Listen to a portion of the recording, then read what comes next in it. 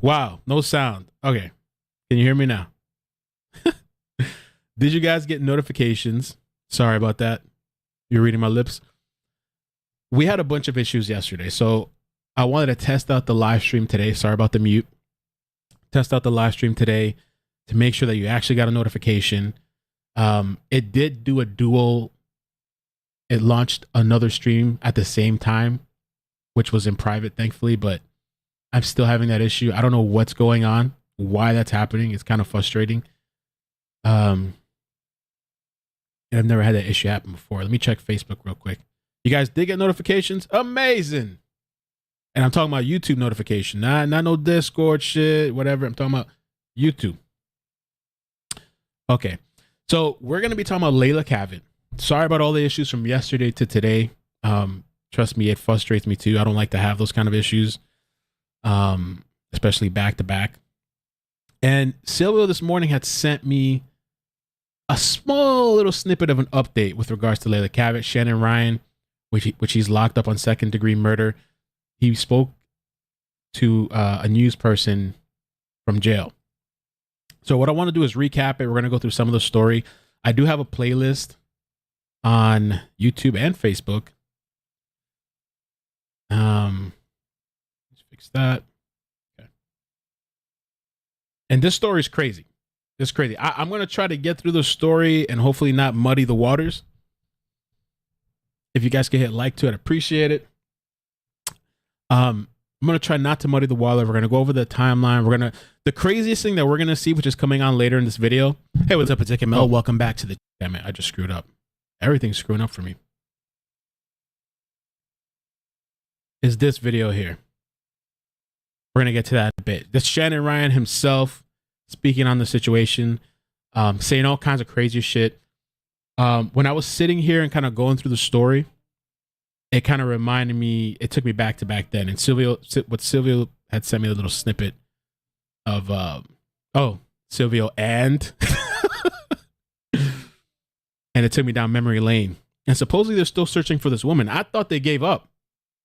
I'm going to play like half of this video. This is me recapping back in the day, and then we're going to go through the timeline and some of the clips and all that. What is up, iCkEdMeL? How are you guys doing? And I wanted to bring this story to you, Leila Cavett. I don't know if you've heard of this. Look at me. This is actually a local story. You like this hairstyle? You think I should keep growing the hair to get it like that or what?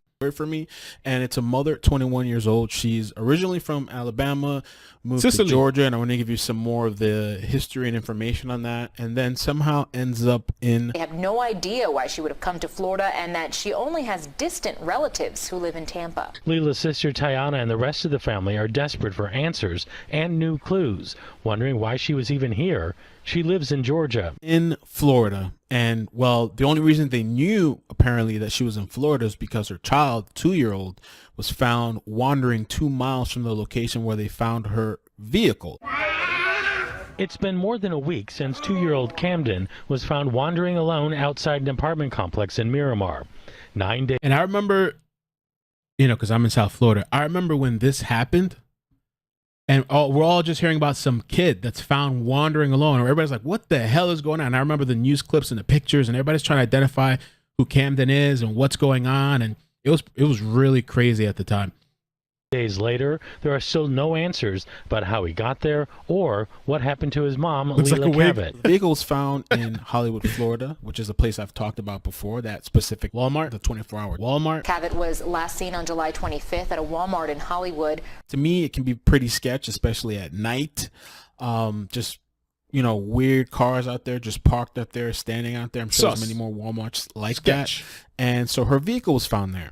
And the day after, I believe, July 26th, because July 25th reportedly was the last time she was seen. And according to her lawyer, she was seen with a man in this parking lot.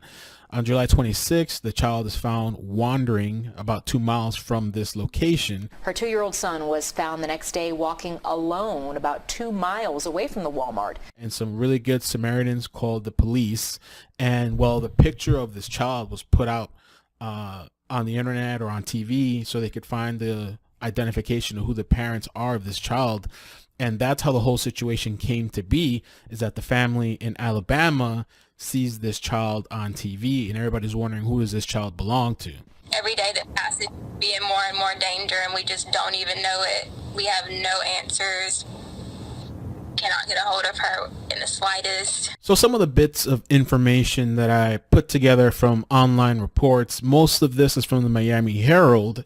So she's a 110-pound black woman, 5 feet 4 inches. She was with her son Kamdyn. She has 2 tattoos, Jesus fish tattoos on her right arm and her right wrist. Kamdyn and the mother are originally from Alabama, but they live in Georgia. At some point, she traveled from Georgia to Florida with her son. Some of these details that I'm about to say too are kind of interesting because I just wonder if it has any kind of link to her disappearance. Cavett was staying with an aunt, Robin Jenkins, in Dawsonville until the two had a disagreement and Cavett moved to a friend's house. The Dawson County Sheriff's Office confirmed that Cavett was in Dawsonville in February. It says here a family member filed a police report claiming that Cavett had been using crack cocaine at a residential home. Cavett had been arrested the year before on charges of drug use. According to Alabama court records, it was not clear whether the case was settled. According to the Daily Mountain Eagle, the Jasper Daily newspaper, Cavett received 2 traffic tickets in October. The paper reported that Cavett skipped a February court date and her license was suspended in March. Was she running from something? Was she in some sort of trouble? You know, to drive that many miles away, reported here 700 miles. I heard between 700 and 800 miles from Georgia, you know, without telling family, you know, did she get herself into something?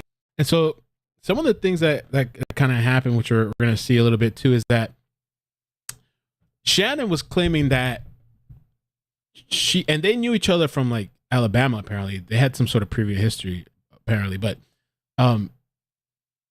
he had said that she wanted some of his teachings, like tarot cards. He teaches black magic. There's a whole thing too where I interviewed one of his exes, and the ex, it's like an hour-long interview. I don't know if we'll get to play it in this stream. I'll put the link maybe if we don't. But the ex had said that like one of the rituals or binding techniques or whatever the hell it was is that she told me that for him to take her, he had to drink her menstrual blood, like I guess a cup of it or so, or I don't know how much of it was. She had told me that, and she was very reluctant to tell me like this guy really believes in the dark magic and whatever it is that he does, and she didn't want to tell me. She was really ashamed and like embarrassed about what she did in order to receive him. So I don't know, weird. Like this shit is weird. With somebody offering her help or just Lord. So that was the ex, but Leila had supposedly wanted some teachings from this guy too. And also the thing is, Shannon had claimed that he was going to buy Leila's truck, that pickup truck, which we're going to see on video and pictures. He claimed that he was going to buy it for $3,000. I don't even think that guy had $3,000 to his name. And as far as I know, that guy was living out of his vehicle. Board offline. I don't know. Maybe you're wondering about the father. So the father did step up. His name is Daniel Lee West. And well, what happened is that, well, the family, the sisters and whoever else, I think the Leila's mother, they wanted to get custody of this child. He's currently in foster care while Cavett's family works to gain custody. Kamdyn was put into CPS custody with a foster home. I guess there's a process that they have to do, because when I first heard that, it upset me. But I understand maybe there's some sort of process. You got to maybe check out the family. The fact that he hasn't seen any familiar faces in nearly 2 weeks is probably scaring him. Like he's still a baby. He doesn't really know anyone. There was a bunch of drama with this, because I remember it too. I had spoken to somebody that knows a biological father, and he wanted custody. I don't think he ever got custody. There was just a whole mess with that. There was a whole mess with the attorneys as well too, with leaked out information that happened at the time. I mean, this story was crazy at the time in 2020.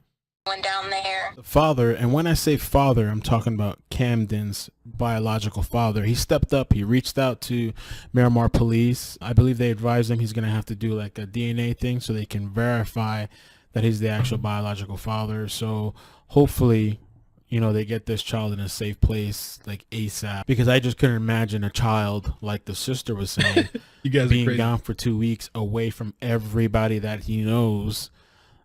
In somebody else's care. It's got to be terrifying. And thinking too, when I was talking about the 700, 800 miles for a 2-year-old to drive that far, I can imagine, you know, my daughter doesn't like being in the car that long.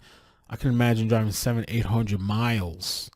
You know, what was the urgency? What was the thing? What brought her out there? It must have been something very like, I gotta go, I gotta drop everything and take my child to this situation. It just doesn't seem too logical to me. By the way, I should mention, which is pretty relevant to the story, the biological father and the mother, Leila, so West and Leila, they weren't in a relationship. They were actually never together. According to him, it's stated by the Miami Herald, he said it was just a hookup. So they were only co-parenting, and whatever relationship they had was just for the son, Kamdyn. Now, he lived in another town. I think it's called Elijah, and it was about 30 miles away. From the multiple reports that I read, it stated that she is a good mother, a great mother, and that she really loves or loved her child. And, well, I wanted to show you this clip from Leila's father, because Leila's father is out here helping with the search, which I salute that, because sometimes you see some of these parents, their kids go missing, they're not really involved, or sometimes the biological father of the child that was in a situation, you don't hear nothing from them. They just disappear, they're gone, they don't want to talk to the news. And I just want you to know that I love you. I'm here down here. Her dad is here too, conducting his own search. He said Leila would never leave Kamdyn. He's everything to her. Kamdyn is her life. That's her love of her life. She is never going to leave him. Ever. I'm definitely going to be following this story for updates. Okay. Comment down below and just... All right, so moving on to the couple of things, man. Before we get to the craziness, I just got to, like, you know, set the... Because a lot of people probably haven't heard of this story. Let me do a little quick poll, too. Have you heard...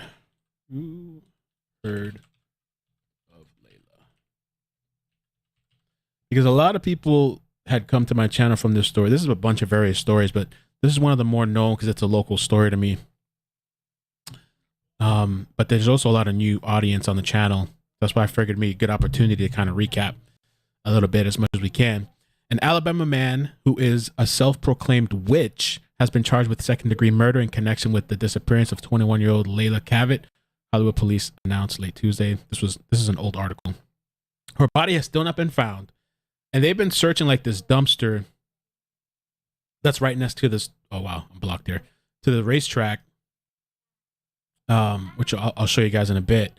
I guess they believe that they saw him going to that dumpster. I don't know what kind of evidence they found there, if anything. Shannon Ryan, 39, who was charged last month by Miramar police with child neglect because they believe that he dropped off Kamdyn in this Miramar complex, the baby. Also faces charges with tampering with evidence by Hollywood police. Cavett, who was living in Atlanta and visiting South Florida, went missing July 25th. Her 2-year-old son was found wandering alone July 26th in a Miramar apartment complex. Investigators soon realized that Cavett, who was originally from Jasper, Alabama, had disappeared in the following days. Her truck was found in the parking lot of a Hollywood Walmart. So that whole place is almost like a shopping plaza. There's this Walmart there, but it's like a Panda Express, Taco Bell, all these different stores in there, and also the racetrack is there. So like, where her truck was found is in the same shopping plaza where you're going to see her on video. Let's see. The FBI stepped in to help with the investigation, and Ryan was arrested August 16 on a kidnapping charge. Ryan of Muscle Shoals, Alabama, told investigators that at the time that he was going to buy her truck for $3,000 and had arranged to meet Cavett in Florida. He also said he knew Cavett from Alabama. On August 9th, Shannon had posted an hour-long video, which we're going to watch, describing his relationship with Cavett, and said she had shown up at his door in Alabama one day, and that he invited her and helped her. On his Facebook page with the name Magnetic Kundalini, Ryan wrote that he is a devoted witchcraft, knowledge, and self-Kemetic Kundalini and chakra meditation, Kemetic science, health, wellness, blah, blah, blah, blah, blah, blah, blah, blah, blah. Just keep adding shit. The FBI released a timeline of Cavett's whereabouts, and at the end of August, the last time she was seen was at a racetrack gas station in Hollywood at 10:30 p.m. on July 25th. Ryan told investigators she had left the gas station in a car with 2 men. So the story he was giving, is that she had left with 2 random men. Why would she leave her kid behind? I don't know. If we were to believe the story that he says, which they had cameras all up in that gas station shit. Surveillance cameras only captured Ryan's Lexus. In October, FBI confirmed that they were searching Monarch Hill landfill, which I'm not gonna play the audio, but this was just some of the clips. Massive landfill search. And I sometimes think about Quentin or any other story where they're searching a landfill.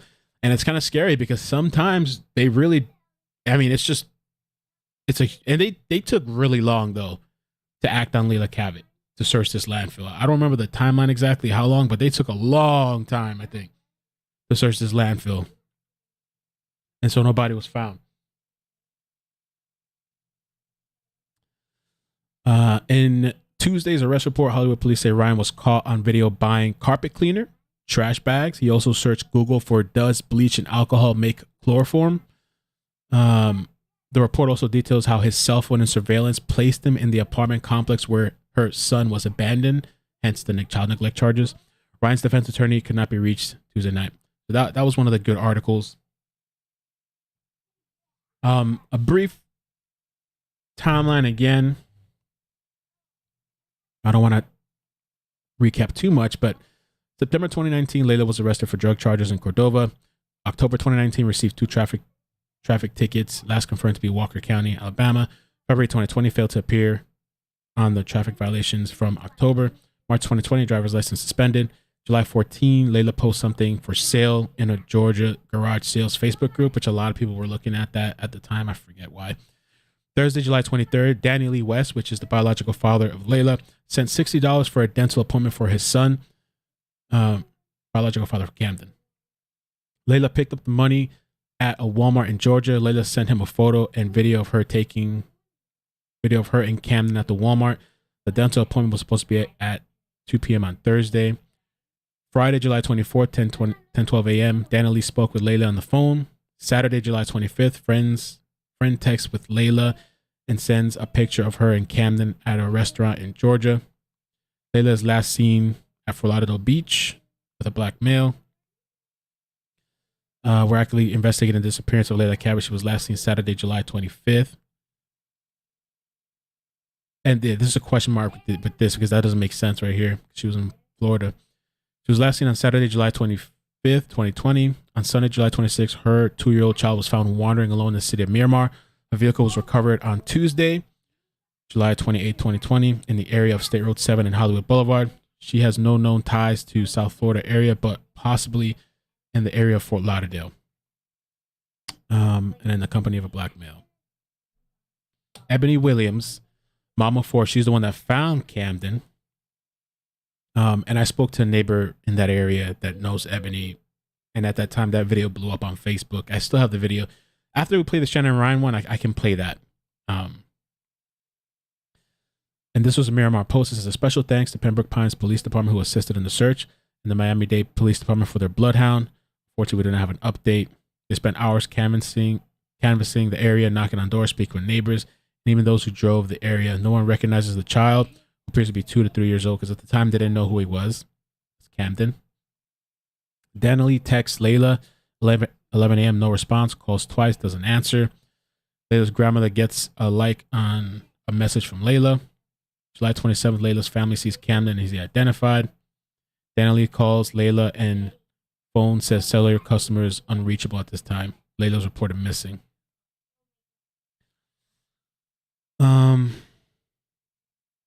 July 28th, Leila's sister meets with detectives and confirms that they have CCTV footage of Leila but will not release it. On July 29th, Leila's truck is found abandoned near a Walmart in Hollywood, Florida. This is her truck right there.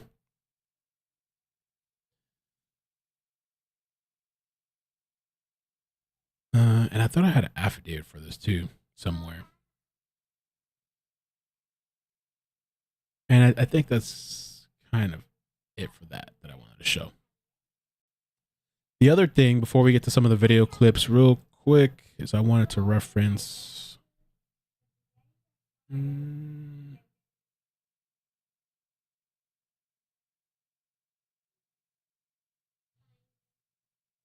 Okay.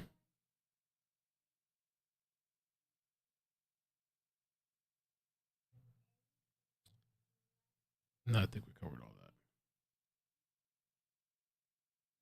Okay.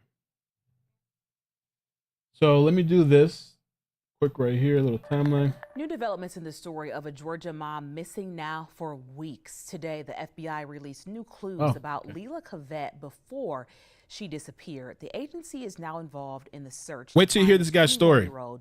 Along with law enforcement in Florida. So here's what we know tonight. Cavett arrived in Florida on July 24th and was spotted at a Cracker Barrel in Vero Beach. The next night, she was seen at a gas station in Hollywood, Florida. Then on July 26th, Cavett's 2-year-old son was found wandering alone in South Florida. And just 2 days later, the young mother's truck was found in Hollywood, Florida. The FBI calls it a mysterious disappearance. We believe some people who are familiar with the circumstances surrounding Leila's disappearance remain in our community, while some have left the area. Investigators believe Leila traveled to Florida from Georgia with her son. Her family says they're not sure why she would have gone to Florida. Okay. Let me show you the video that was released by the FBI. The $10,000 reward at the time. Leila Cavett, who mysteriously disappeared on or about July 25th, 2020. A little quick description of the clips that we're going to see here. The embedded video contains 7 clips of Leila and her movements as follows. Clip 1, Leila Cavett's Chevrolet pickup truck traveling from the north side of the racetrack gas station. Okay. To the west side of the gas station on the afternoon of July 25th at approximately 2:20 p.m. Clip 2, Leila exiting a 4-door Lexus sedan on the north side of a racetrack gas station on the afternoon of July 25th at approximately 3:06 p.m. Clip 3, Leila inside the convenience store of the racetrack gas station on the afternoon of July 25th, 3:09 p.m. Clip 4, Leila inside the racetrack convenience store on July 25th at approximately 10:16 p.m. So it's nighttime now. These are the last known images of Leila Cavett. And then clip 5, additional images of Leila pickup truck. Clip 6, images of the Lexus, and so on and so forth.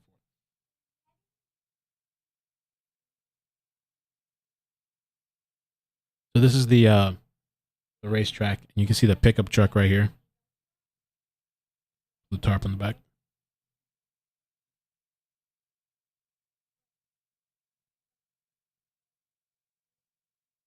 So this is, I believe, his vehicle, the Lexus. She's driving. I believe, because I've looked at this before, I believe he's sitting in the passenger side. It looks like there's somebody there. I've zoomed in and looked at it previously. Leila Cavett exiting Lexus. July 25th, 2020. This is inside the racetrack. And I guess, I'm assuming Kamdyn's inside. And I don't know if this is him coming behind her. Sure. Now this is nighttime. Last known video of Leila Cavett, July 25th, 2020. So here she walks in with Kamdyn.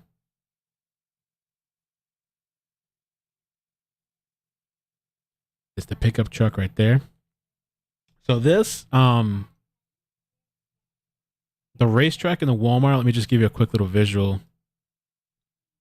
It's in the same plaza.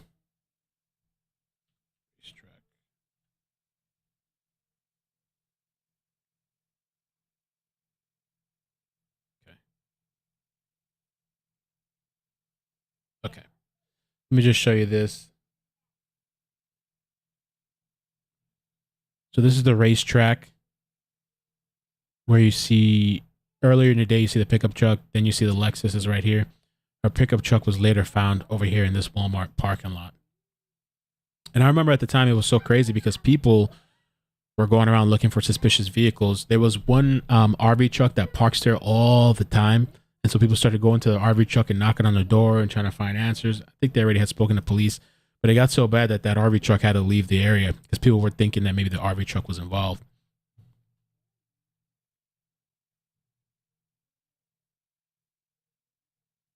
That's his Lexus.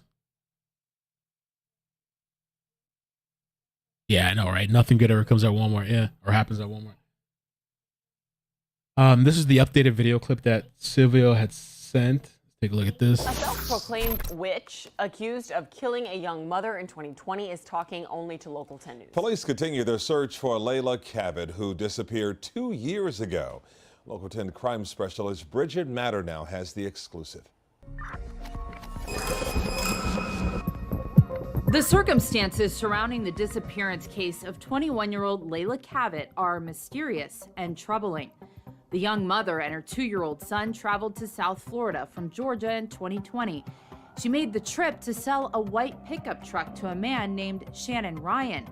She suddenly vanished. The last time the young mother was seen alive were on these surveillance cameras inside a racetrack gas station in Hollywood. Police discovered her little boy abandoned and wandering near a Miramar apartment complex the next morning. Something her father, Curtis Cavett, says his daughter would never do. Cavett spoke with us shortly after her disappearance. Every day I have to pick myself up and try to move along to figure out, to keep myself together, for my daughter and my grandson. And I just told you I was the last person to see you. The investigation. And I forgot I had this whole area too of quick notes. I have all these little notes for the Leila thing, and what I can mention real quick that's pertinent to this, that it says in court they state they found blood on the seat of the truck. He admitted he was at the apartments around the time Cam was found.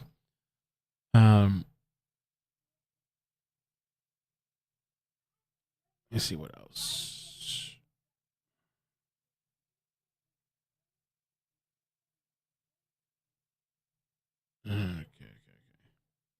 Okay. I'll see if there's anything else. Okay. Truck left Walmart parking lot on the 27th at 11:11 a.m. Can't tell who entered and how many because the video is so far away. Truck is seen entering the racetrack. You can see Shannon Ryan exit truck. No one else appeared to be in truck. Approach dumpster and remove many items. This is the stuff that we can't see. Let me show you. I'll show you an in-person view. So he approached the dumpster and removed many items from the truck, placing in dumpster. Cannot determine at this time what items were there. Appears to be large and small items from interior to exterior of truck. Shannon Ryan enters truck and leaves parking lot. Truck parked back. Time can't be determined because he hadn't personally seen video yet. His understanding vehicle did get parked back in Walmart for some time before 7:28. Lexus was seen later at the racetrack. Let me show this real quick. We can at least see. Hopefully we'll be able to see that the dumpsters were at least removed, and we can tell that it was actually being moved. Let's see. Oh yeah, no, we're here on time. I don't know if they don't want people recording because they got these cars just chilling there, but they are moving this stuff. There's the racetrack. Right, somebody opening the door. Maybe I'm not allowed to record. Yeah, shouldn't matter. They're moving them. Let me see. I get a better angle. Yeah. They're moving them around. These black cars are probably undercover. It's interesting. That's just a little view of that. Quickly turned to Ryan. The FBI says they connected Ryan to the missing mother through surveillance, cell towers, and social media. He's now facing a murder charge in Cavett's death. Ryan, a self-proclaimed witch, tells me from the Broward County Jail he didn't kill Cavett. I mean, I don't really think So this is the more recent video. This is him actually talking to this reporter. I can really go into the particulars of the case like that, because I know this is being recorded. But me and her, we had previous acquaintances together. But detectives say they found through Facebook messages Cavett wanted to be Ryan's apprentice. Ryan says he taught Cavett how to read tarot cards. I teach witchcraft and meditation for a living. Chakra and Kundalini meditation. I teach witchcraft, things of that nature. I do tarot card readings. 2 years later, Cavett's body has not been found. I checked in with the Hollywood Police Department, who says the case is still open. They're asking anyone with tips to call in. As far as I know, and me and my legal team know, she's missing. But I'm being charged as if or as I killed her. But police say around the time of Cavett's disappearance, Ryan was seen buying trash bags, duct tape, and carpet cleaner. An arrest report says surveillance cameras captured Ryan moving Cavett's truck and throwing away women's clothing and child's toys in a dumpster, as well as what appeared to be bloody towels, something I asked Ryan about. There's nothing in there about me dumping in the bloody towel. Police released information about Ryan's internet searches, including a Google search. Does bleach and alcohol make chloroform? They don't have any evidence that I murdered her. They have evidence that she's missing.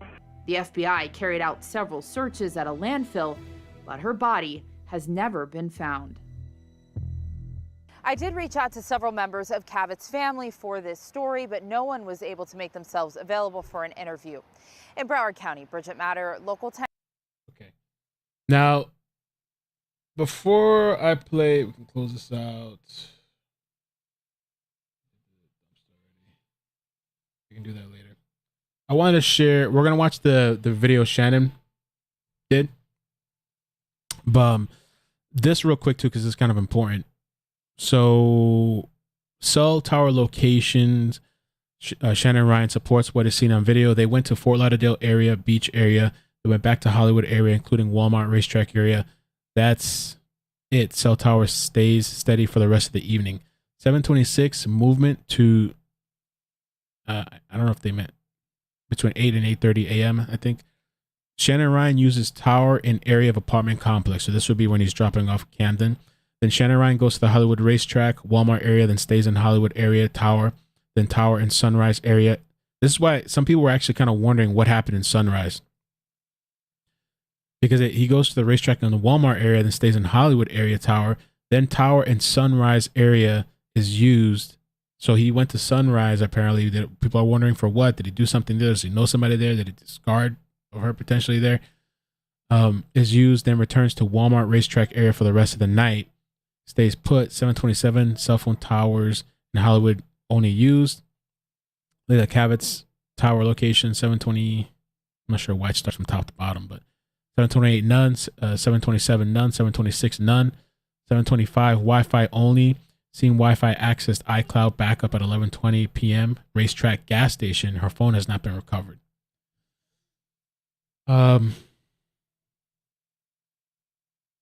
Other details real quick.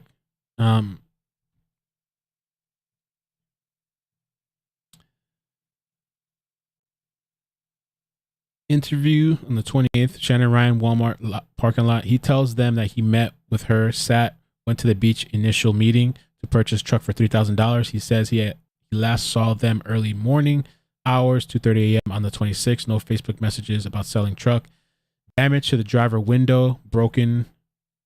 Initial interaction, no glass, and went out later time and seen glass. Not sure if associated with truck.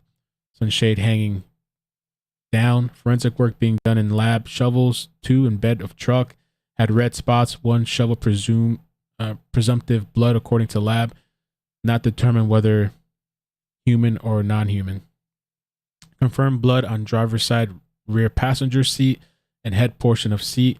Larger than specks of blood. Lab confirmed it is blood. Not determined whether human or non-human. Isopropyl alcohol recovered from the truck. DNA has not been done yet. This is really, really old notes, and I don't even know where I got these from. I think it was from a source that I was talking to, or maybe it was from some document. Garbage bags in Lexus. No duct tape in either vehicle. Container of carpet cleaner not found. Powder found on floorboard of both vehicles. Bottle cleaner not completely empty found in Lexus. Presumptive blood in Lexus found. Presumptively confirmed by lab. Driver's seat is where it was found. Front passenger seat of truck, blood was found. Swabs have been collected, but full analysis has not been done yet. He has been seen near dumpster with Lexus 727 between 5 and 8 a.m. sometime between those hours. Can't tell where he is taking items, but appears to be approaching vehicle and dumpster back and forth. He agreed to speak with this past Saturday. Interview was recorded. Identified his vehicle at apartments.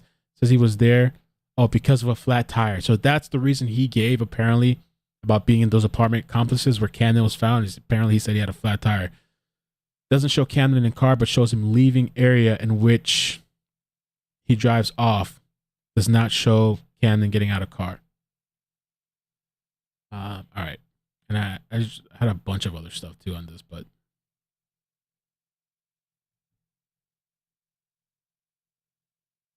okay. So let's get to the video then. So this here. By the way, you can turn on captions. I have captions turned on for the live stream, just at the bottom of the screen.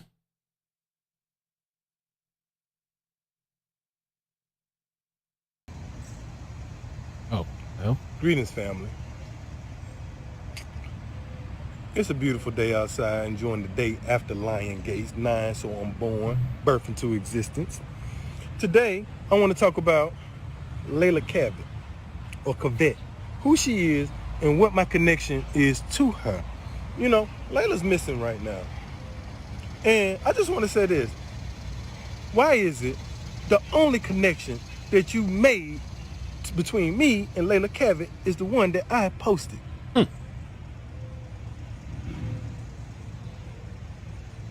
You know, I seen some people show up on my post and say some real ignorant ass shit. Real ignorant ass shit.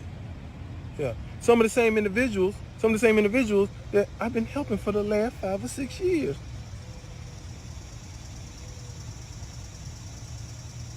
Why is it you have a missing girl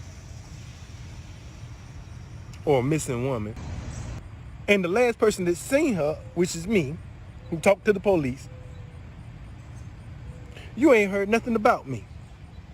The police ain't flashed my name across. Let me see. The audio's a little out of sync. Let me see if it's synced over here. Greetings, family. No, it's not.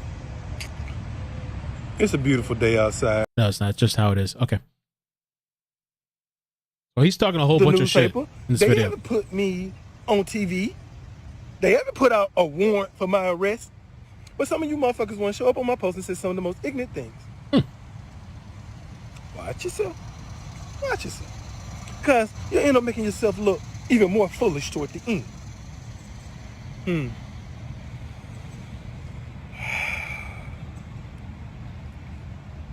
We have a missing woman. And I gave the police everything that I know. Everything. But here it is. And this y'all first time hearing of this. Or hearing of my connection to it. Why did I post that? Because I posted the pictures. I put the material up. Because I wanted to draw attention to the fact of what is actually going on. You know, people have begun to say, he's guilty. I'm guilty. Why am I guilty? And let me remind you, I put the information up there. You ain't heard shit about me. I posted it. He's guilty. Why? He has felonies. He did things in the past. Yeah, I did some burglary when I was younger, and I sold drugs when I was younger, and I went to prison too. See, that was the dirt that I grew up out of. That made me the God that I am today. So now, individuals love to try to hold you to a past frequency. You mean I can't change? I can't be transformed? I can't be renewed? Oh yeah, you can do all those things. Yeah, but then the minute something goes wrong, then you go back and say, this is who the fuck he is. Look at what he used to do. He's a criminal, so he had to have something to do with it. Thank you. I appreciate that. Your vote of confidence. Because I'm a black man, right? And I'm a criminal. And I was the last one to see the girl, so automatically, I got something to do with it. Thank you, America. Prove my point. Never mind what I've been doing for the last 6 years of my life since I've been out of prison. Never mind the time, the energy, and the effort that I've dedicated to helping people, healing people. How many of y'all have I talked to personally, one-on-one, cried with you?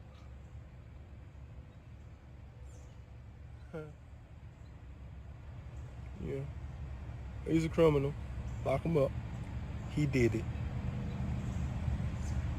Yeah, but now, you can't hold me to a past frequency. I am who I am standing in front of you. Here we are. And Leila Cavett, or Cavett, is missing. Well, let me tell you about my connection to Leila Cavett. I said it was about a year ago. It was almost a year ago. It might be a little bit over a year. I'm living in Muscle Shoals, Alabama, me and my apprentice, Tiffany Samples, and her son, Cadence. And we're staying in a 3-bedroom house. I'll say it's like 1, 2 o'clock in the morning. And there's a thunderstorm, tornado, something going on because the weather's real bad. And I'm getting ready to go to sleep, and I say, I got a knock at the door about 2 a.m. Boom, boom, boom, boom, boom. Don't nobody knock on my door. So now, Miss Sanders answers the door. She goes outside, and then she comes back, and she said, there's some girl standing out on our porch and with a little baby, and they're wet, and they're dirty. And she's saying that her car broke down. I said, okay, babe, I'll go out there and talk to her. So now I go outside, and I'm sitting up here, and I'm talking to this girl, and now here's this girl with these itty bitty bitty bitty shorts on and this little bitty bitty bitty shirt on, and she's covered in dirt and filth, and she's wet, and she's pushing this buggy. And in this buggy is a whole bunch of junk, and it's dirty, and it's filthy, and it's wet, and there's a little baby in the buggy. And here they are, they're walking down a country-ass road in Muscle Shoals, Alabama, pushing a buggy in a thunderstorm, wet, dirty. And she tell me that her car broke down. Girl, you ain't just got out no car looking like that. She tell me she needs to use my phone. She needs to call. She's from, I think, Jasper. I need to go to Jasper. Jasper. I'll take you there in the morning if I had to, and I'm going to let you make a phone call. So I go in there, and I talk to Tiffany, and we explain it, or I explain it to her. And then, so we're going to let her spend the night, and we'll just figure this out in the morning because it's too late, you know? So, boom, I let her come in. I give her a spot in my living room. Boom, here you go. You and your son, y'all can go to sleep right here. Y'all need to take a bath, bring some more clothes out, whatever you need to do. So now, when she get up in the morning, her story isn't that her car broke down. Now, she's saying, okay, I was living with this girl, and we were living in Tennessee, and we came back down here. I think they went to Jasper, and as it was coming back through, Leila said she went in the store. And when she came back out, the girl had left her and all her baby stuff just out there in the parking lot. And she had been stranded in Muscle Shoals since. So I said, okay, what about your parents? Can we just take you to your parents? She said, no, I can't go there. And I was like, well, why? Basically, what it broke down to, she was like, well, they're dysfunctional. And I don't want to take my son to that dysfunctional environment. And then when it really came down to it, I'm like, Leila, what's really the problem? Because usually a person can go home. She's like, listen, when I was younger, we were homeschooled, and my mother and my father molested us. Her words, not mine. And I don't know if it's true, because I know I'm dealing with a liar, but I took her on her word. She didn't want her son in that environment. I go online, I said, well, Leila, right here on your profile, it says you got a sister. She works at Dunkin' Donuts. I don't know if she still worked there, but she worked at Dunkin' Donuts. Why can't we take you over there? And she was like, I can't go over there because when I went over there, she made me and my son sleep out on the porch. I said, Leila, your own sister, knowing you homeless, made you sleep on the porch with your 1-year-old son. That's what you want me to believe. And she was like, yeah, you know what? I believe it now. After seeing her action, I believe it. See, now, so Tiffany, that next day, took her around to all the homeless shelters in Muscle Shoals. One like 2 or 3 in a couple churches. And she came back, she's like, they don't want her there. They say she's been there, she's disruptive, she's a runner, and she don't want help. They don't want to deal with her no more. And they telling us, the woman told me personally, or told Tiffany personally, that if you deal with her, this is what you're going to deal with. Cool. You know, people say that they light workers. People say that they help us. People say that they heal us. But now, here I am with a woman with a 1-year-old baby. Let's say about this 1-year-old baby. The baby's 1 year old and he already has rotten teeth in his mouth.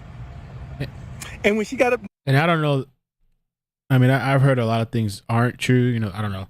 I heard that wasn't true. So, but next morning she started feeding this baby cookies and candies and Skittles and honey buns, all the shit that she had been stealing. That's what she want to feed the baby for breakfast. I can see why his teeth is rotten. Leila, here's some breakfast. Here's some food. Here's some vegetables. Feed this to the child. Get this to the child. Oh, he don't want that. Can't. He likes to eat what I eat. This is the mentality that I'm dealing with. Okay. So I tell Leila. I said, Leila, listen. I don't really just want to put you out on the street. I don't want to just put you back out there with this little boy and y'all homeless and you pushing the buggy. I said, I tell you what, you can stay here. I said, you stay here. Let me teach you. I teach you tarot. I train you. I even help you start off your own business if you want. Whatever you want. But so you ain't got to be out here with you and your son pushing these streets trying to find out where you're going next. Leila decided to stay. I said about 2 weeks into it, a car pull out in my yard, and I go out there. And there's some woman sitting in the car talking about where Leila at. So I go back and holler, Leila, there's some woman out here, and I don't really let people pull up in my house. Who is it? She said, oh, that's the girl that left me. She came back to get me. long have you been stranded? I said, okay, Layla, you finna go with her? I mean, I don't want to be a burden. I said, Layla, listen. Woo. It's your choice. You can stay and we can continue to grow because you already see what I'm doing, or you can go with her. Layla decided to stay. And as Layla stayed, I got to observe Layla actions.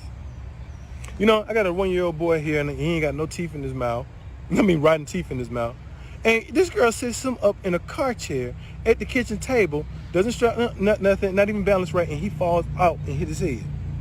She takes him outside the next day, and we got a concrete porch slab, and she sits him up in the same goddamn seat. And the boy falls and hit his head on the porch. Then, still not learning her lesson, she sits him back up in the chair to where he falls off the porch. Yeah. She loves her son, but boy, now I understand why she told me child services was trying to take her child from her. Now I see why. He got rotten teeth, he's dirty, he's nasty, he's homeless. You dropping him on his head. So now, let's fast forward a little bit. So now Layla wants to help put in some money, and I told her that's unnecessary, but she's used to doing what she do. So she likes to go on dating sites and just meet guys. And then when she meet them, she'll just get in the car with them and go. So I used to say, Layla, just leave your baby here with me. And there is an interesting clip that I'm going to play after we're done watching this, because there was a Dr. Phil clip. Try to avoid Dr. Phil, but there was a Dr. Phil clip where the brother had mentioned that they found some sort of dating thing or something like that. Some recent dating thing or whatever. I mean, it's a really old clip. I'll see if I can play it after this. If you're going to get in the car with these guys, and she's like, no, I'm just playing them out their money, and that's why I take my son, because I use them as a dick shield. How am I going to have sex with you and I got my son with me? So I take my son everywhere I'm going. I said, yeah, Layla, but that dangerous that you get in the car with these guys that you just met online with your child. She's grown, and they ain't got no control over that. She's grown. Layla used to walk off and go to the store. It's about a mile to the store. And then when she come back, she'll come back in a car with some guy that she met at the store that just gave her a ride. Layla, that's dangerous. You shouldn't do that. And don't have them pulling up in my motherfucking yard either, because I don't play that. This is the mentality of an individual that I was dealing with. 2 months. 2 months into Layla's staying with me. She made contact with some friends from Jasper. The first guy came up there, and I was like, okay, Layla, I ain't gonna, because I don't really let people come to my house. All right, Layla, go ahead and let them come over. So the guy come over, they stay outside, they talk. Then she come back and said, one of my friends finna get ready to come pick me up. He's from Jasper, and we getting ready to go, and I'll be back in 2 or 3 days. I said, okay, Layla, I'll see you in 2 or 3 days. So the next guy pull up, and I don't ever even go outside, and she outside talking to him, boom, boom. I'm in my room. I go to sleep. When I get up, Layla's gone. But not only is Layla gone, a lot of my shit is gone. And she stole my cat. My cat disappeared. Mancoon, beautiful cat. Haru. She stole my cat, y'all. And now here it is. She comes back after 2 days. I don't even say nothing. I let her stay in that house for 2 more days before I even addressed this issue of some of this missing shit. And what I noticed was, this girl been sleeping with this cat, playing with this cat every day. Now, this cat could have ran away. It's possible. It's possible. It's possible my cat just ran away, y'all. But now, here it is, and I got a Mancoon, and you've been playing with him and sleeping with him and everything. And now, for the 2 days that you've been back, you don't even notice he missing or don't even address the issue or ask, where is he? That's how I know you got my cat. Oh, Lord. And so, now, I address the issue with her. I confront her. We argue. And I tell her she got to get the fuck out. I can't have nobody in my house stealing from me. I can't. I'm giving you too much. Ain't nobody giving me no money. Ain't nobody giving me no government support. Here I am taking care of 2 women and 2 children. Ain't one of them mine. Oh, shit.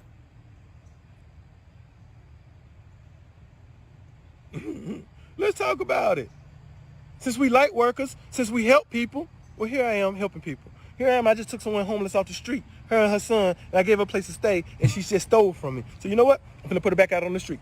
So now here we are, and she's crying, oh, I can't, no, I don't, all that other bullshit, lip service. And I'm looking at her son as I'm getting ready to put her out my goddamn back door, because she don't deserve to get put out my front. You finna go out my back door.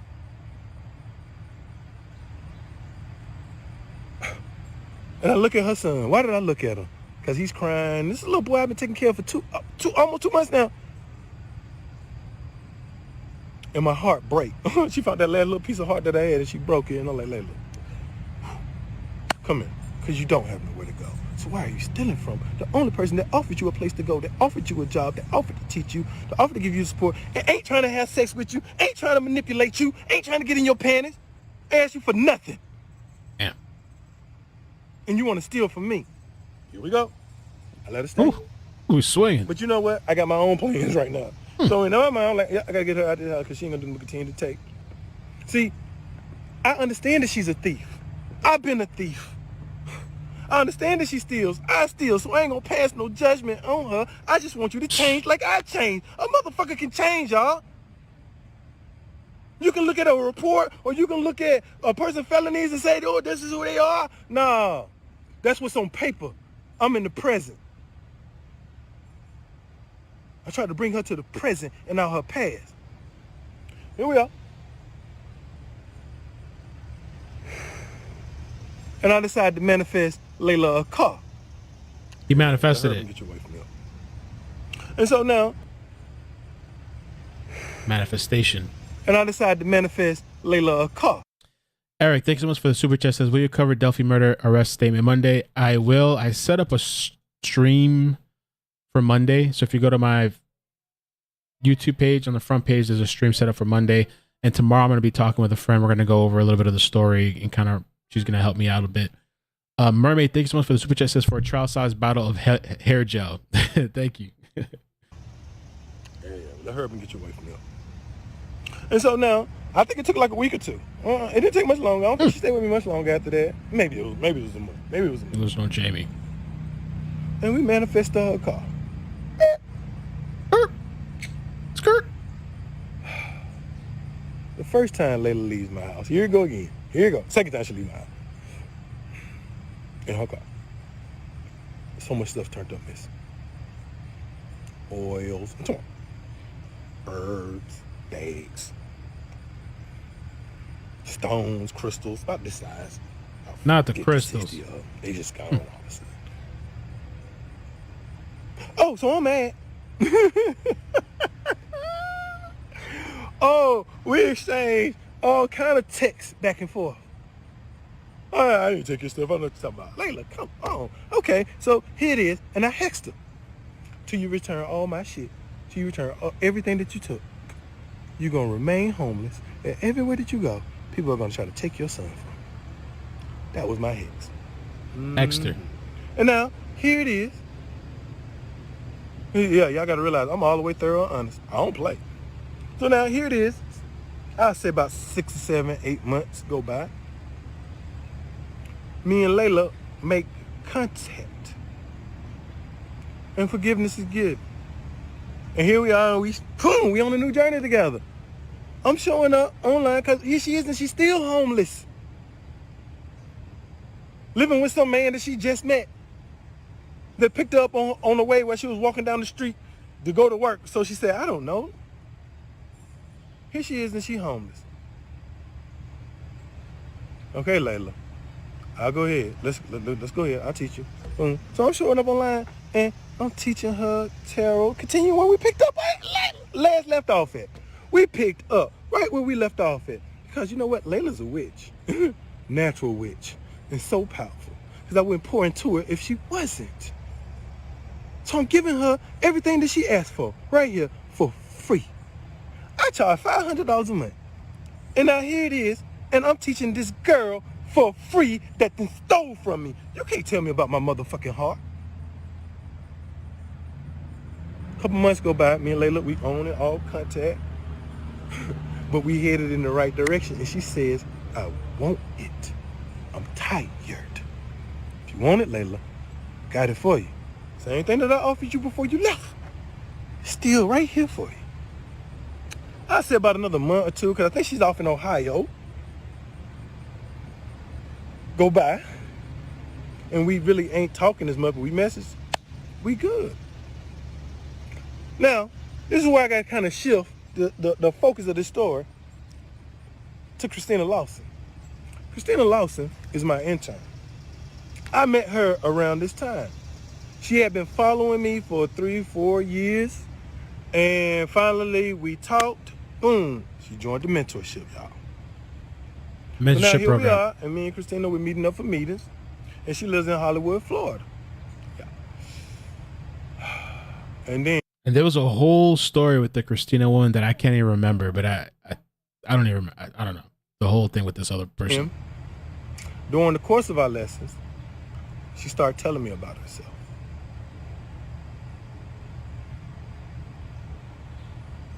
She told me that she had a infection that attacked her heart. She ended up having to get a heart transplant. And then when they put the new heart in her, her body rejected the heart. Mm. Then on top of that, she has cancer, or caught cancer. And when she began to tell me about all these things, I understood the nature of her problem.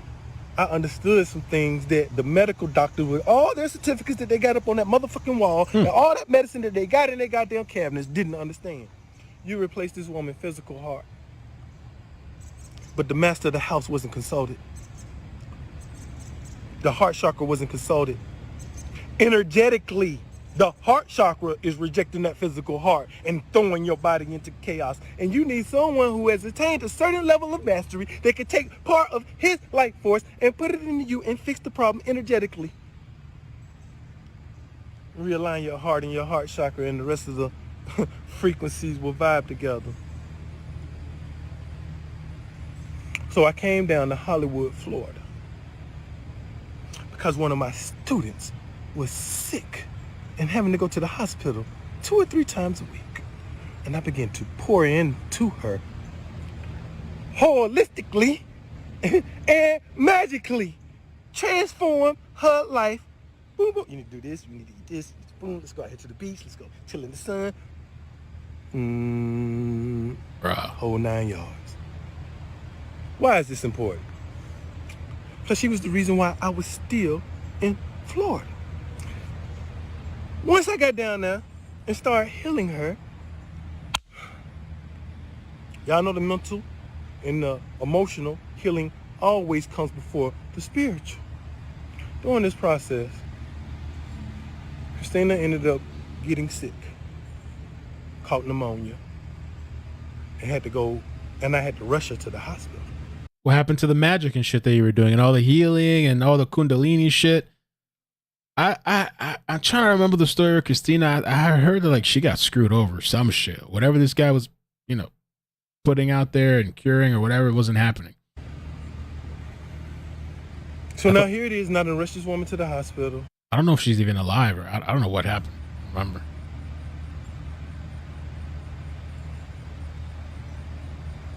And they won't even let me go up to see her.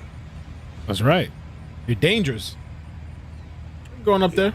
Well, you're not family either, but Corona. Oh. And she was laying in the hospital dying. Mm. This same woman who I came down here and started pouring energy into and started healing and started training her to be my apprentice because she's finna assist me. Help me take care of my business. Help me schedule. Let me train you how to do tarot.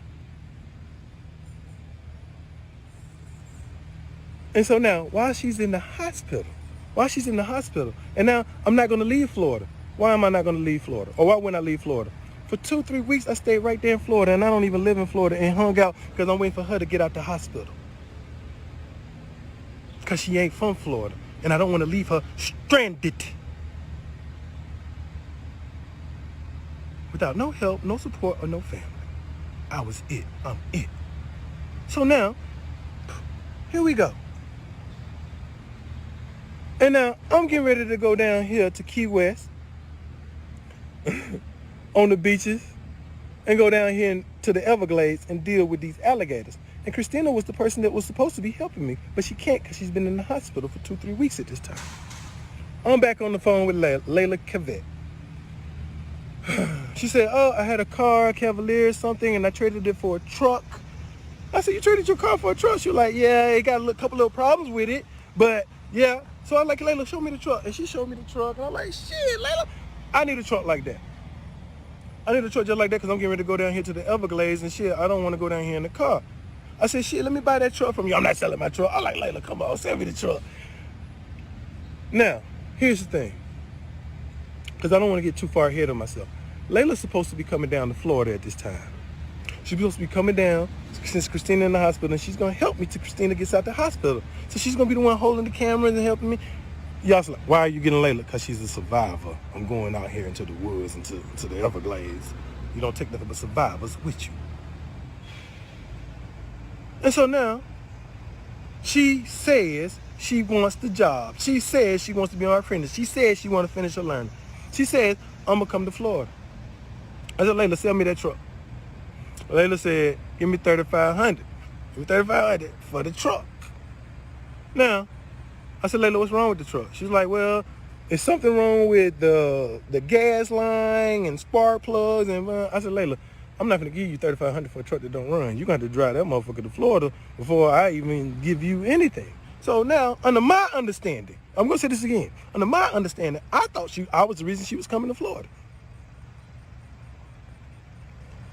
So now, Leila's going to take $3,500 and stay with me. We got a truck, we got a car, and now I'm finna get her a place for her and her son, and we finna set up business. Now, you might ask yourself, why did this girl drive all the way to Florida to meet some guy? Yeah, because she knew me, and I had taken care of her and her son for a number of months. So I showed that I was able to not only support her and her son, but another woman and her son and my motherfucking self. So at the time, there was like all this stuff that people were saying that there's like they didn't know each other prior. I believe they really did know each other prior. I can't believe everything that he's saying and stuff like that. You know, I don't know if he's embellishing and all that, but I do believe they knew each other prior. And so, because I saw the Glare asking too, was there any updates? I played it earlier. I'll play it again at the end of this video. It's like a small 2-3 minute clip, which I think is great because this article just came out today in a video. I think it's great because this is a story that's almost kind of like forgotten. And so it gives it a little bit of shine, a little bit of light. I figured because we have a lot of new audience now watching the channel and a lot of people that have never heard of this story, I was figured like, you know, let's recap a bit. So I'll play this again at the end. He said a couple of sentences. I was surprised because we actually saw his face from jail. He didn't have too much to say. And I was surprised when they said they're still looking for her, because to me, it seemed like they gave up. That's what I had thought. Where exactly are they looking for her if they're still looking, you know? So she knew she was going into good hands. Now, Leila says that she was coming to Florida. And just like I told the police department, when I talked to them in person. She's full of himself too, right? It took her 4 days to make an 8-hour trip. And I thought she was playing, and I thought she was hustling me, and I thought she was wasting my goddamn time. Same thing. I said, nope, because this is what she do. She lie, and she'll manipulate you, and she'll trick you. And I'm like, oh, damn, why this girl, I'm supposed to be going down here to Key West and then the Everglades, and you wasting my time, Leila. I'm finna go. I ain't got time for this. Oh, this is messages that I showed the police department. And I do believe, in my opinion, I believe he did it for sure. I believe he did it, but I don't believe the story of that she just this random car came up and she got in and left Kamdyn. But he's been locked up all this time on 2nd-degree murder and I think child neglect because of Kamdyn. 4 days. I'm 5 hours away. Then she go back. No, I'm 8 hours. I'm 6 hours away. No, I'm 2. I showed this to the police. I just want y'all to see the inconsistency of what she's telling me. An 8-hour trip took her 4 days. So I don't know what she was doing in Florida during those 4 days. But as I showed the police department, this is what time she showed up to me. And this is where we were standing. And this is where the camera was at when she got here. When she pulled up at Racetrack, which is right a couple lots over from Walmart. We pulled right over there to Walmart. Right over there. Where her truck would park at. Yeah, let's talk about it.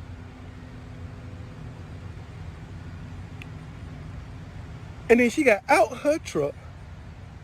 Did I get out too? I think I got out. Did we hug? I don't know. She got in the car with me. Boom, and we pulled off, just like I told the police department.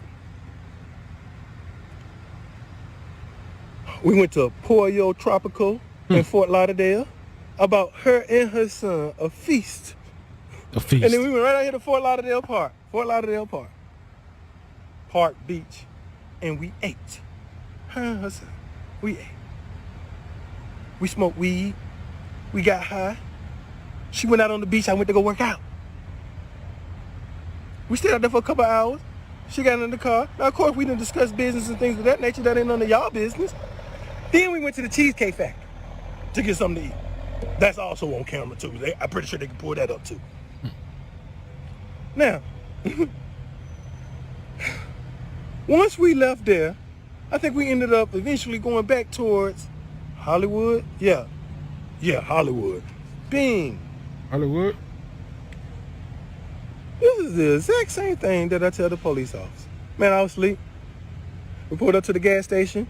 Boom. When I pull up to the gas station, it's some guys in a car that she talking to. These guys look for me because it's like some motherfuckers that she was talking to at the beach. And he's talking about Fort Lauderdale. I actually met up. When I first met Pink Justice, I met them because of this case. Really amazing group of ladies. And the Fort Lauderdale park he's talking about, we actually went to that park. My hair is looking crazy at the time, but I was chubbier too. Went to that park over there, but we didn't come up with anything. There was like a homeless guy there though. It was pretty interesting that he said he thought he saw Shannon, or Shannon was like a regular or something like that. He was on the train tracks. I got no Leila. She a friendly motherfucker. She don't care nothing about your boundaries. She would tear your boundary down and start a conversation with you, and you gonna talk to her. So this is her energy. This is her frequency. And like I told you, like some guys she used to talk to at the beach, but I'm not sure. And like I said, it seemed like she was down here longer than what she was telling me, so I don't know if she know him or not. But when we pulled up to that gas station and I was waking up, she was already in a fucking conversation. And I told them, just pull back up the cameras. Pull back up the cameras, and then you'll see that she's talking to some guys in a black car right there at the gas pump. And now me waking up, my ego, because she's having a conversation, and this guy asked her, do you like to party? That was his exact word, do you like to party? That's what I'm hearing as I wake up. And then I'm like, damn, don't these dudes see me? They can't see me in the car. So I get out the car. It's my ego. And I walk right over there and said, nah. She don't like to party. She good. Right? And they're like, oh, and then they pull out. Now, I go back around to her, and I was like, what the fuck is that? She's like, nah, I know them. It's cool. I said, Leila, how the fuck do you know them? You just got to Florida. You don't know them. She's like, yeah, I do know.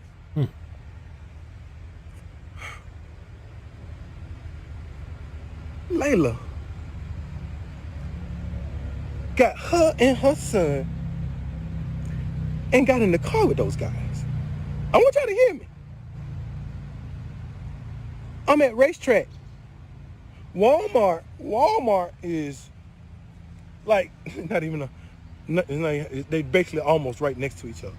This case is like one of those ones that were kind of deep for me. There's a few of them on the channel. This one was like all the stories that I don't consider every story I do like a deep dive. There's a lot of them that I'm just covering the surface. We're just trying to spread the story out, but every now and then I encounter one that we actually kind of like deep dive. And back then there was a bunch of local people helping me out, and we were like retracing the steps. People were like going through his Facebook page, looking through his pictures to find out clues, recent pictures, where the other spots that he goes, where there's like to, travel. And this is one of the spots. He didn't pin the location or anything. This is just Florida people looking at the background, figuring shit out, and they direct me to this area. It looks a little bit different because this picture was older, like the trees in the back, a tiny bit different, but it's the same area. And I went searching through like the marsh, just looking myself to see, never found anything. Weird stuff. I think that's when I found those animal bones too, from the I think it was a cat or a possum or a raccoon or something like that. And this is how I explained to the police officer. So I want y'all to hear me. So now, when she get in the car with these guys, and I said, it got to be on camera, that I leave Racetrack and go right over there to Walmart parking lot. Right there near the truck. Shit. Boom. And I go to sleep under the understanding she'll be back. This is what she do. When I wake up in the morning, she didn't come back. She told me she was going to sleep in her truck. She didn't sleep in her truck because she never came back. So now I get up in the morning. And I'm waiting, and like my whereabouts. First of all, Walmart, cameras, car, and then when I leave Walmart parking lot, I drive to racetrack, again, cameras, and then I sit there all day because they had free Wi-Fi and I wanted to get off my data, so I'm sitting there all motherfucking day long on camera, going in and out of racetrack, talking to the clerks and everybody in the store the whole day. Besides when I went to go get some weed and came back and got high. Yeah.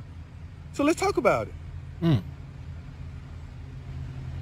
And then after Leila didn't come back, I think a couple hours, I gave her $3,000. $3,000? Yeah, same thing I told the police about. I gave her $3,000 in cash. The moment she got in the car with me, because that was our understanding, with an understanding that I was going to give her $500 more when she helped me clean that filthy motherfucking car out. Or truck. I was trolling this guy too. Back then when I was doing Facebook, and I was doing, not Facebook, YouTube, I was doing the thumbnails. Anybody recognize this guy in the back right here? It's from a show. I was using that picture as Ryan Shannon, whatever his name is. I was kind of trolling him. I was like, it's probably pissing him off. Kind of reminded me of that guy. Was a really good actor though. It was really funny. I'll see if somebody in the chat remembers. All right, put that back up. She never came back that day.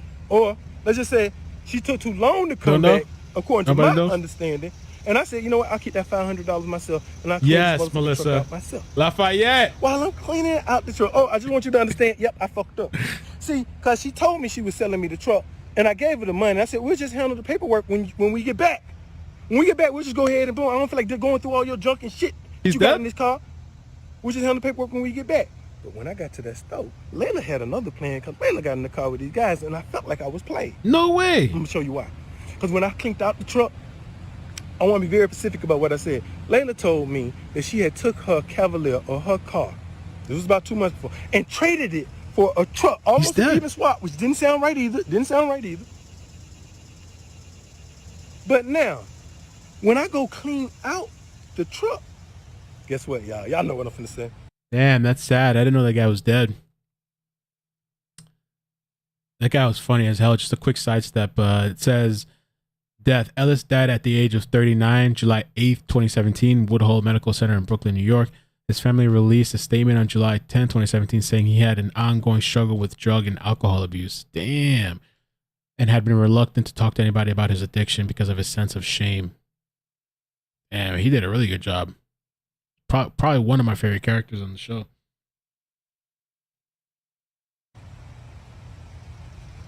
The paperwork ain't in the truck. There's no title to the truck. I'm getting nervous now. I'm feeling played now. Oh, there's a title in the truck though. A title to the Cavalier that she said she traded for it. And a tag to it. This girl that sold me a stolen truck is my greatest fear right now. I parked that motherfucker right back at Walmart. I got in my car. What did I do for the rest of the day? I think I went back to motherfucking racetrack. That's crazy. The way his animations. What I do. As I'm waiting for Christina to get out the goddamn hospital. Now, here it is, the next day.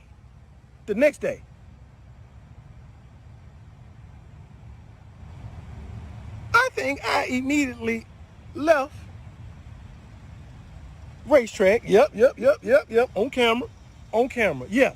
I slept in the motherfucking parking lot, which is right next to Walmart. And then I drove over to Walmart. With the understanding, I'm finna go to Key West, y'all. And then I'm finna go down here to the Everglades. And I ain't got time to wait on this girl to come back. Here go day number 2. And she ain't back. The window on the passenger side of her truck was broken and down. So I go over there and I park and I go inside my car and I get a garbage bag and I walk over to the truck because I'm finna put it on the window because I'm finna be gone for about a week or 2. So it don't rain in the fucking truck. As I get out my car. Yeah, y'all. The story get good now. Yeah. As I get out my car and I'm walking over to the truck. I was like, police everywhere. They jumped out. Hey, what are you doing? Hey, free. Hey, what's up? who are you? Do you, I'm like, man, I'm Bar-UL. Y'all can call me Shannon Ryan just so we don't get this identification confused, but I'm Bar-UL. Who truck is this? It's my truck. I just bought it from Leila Cavett. What, is there a problem? Well, how do you know her? And we go through this whole shit that I just told y'all. Now, let me break this down. And I keep asking the officer, is something wrong? Is that truck stolen? Because see, that's my greatest fear. My greatest fear is I done bought or received stolen fucking property. So I keep asking the officer, is the truck stolen? Because I'm telling you who I bought it from. I'm telling you how much I gave them. And I feel like she done played me because the fucking paperwork ain't in the car, so what the fuck can I do with it?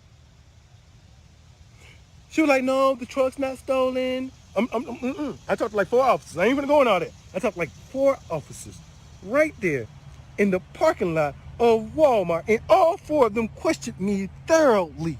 Yo, I just remember some crazy shit too. I'm gonna pull up the clip. I remember at that time too, he had posted on Facebook talking about that he spoke to the FBI and that they I forgot. I'm gonna pull up the clip, and then he posted the supposed phone number of the FBI agent that he was talking to and shit. And so I called. I'm gonna see if I can find that clip. And now when I'm over here, see these 2 women officers, they pull up, or detectives, and I already know 2 women officers. You can kind of feel the vibes. Oh Lord, this.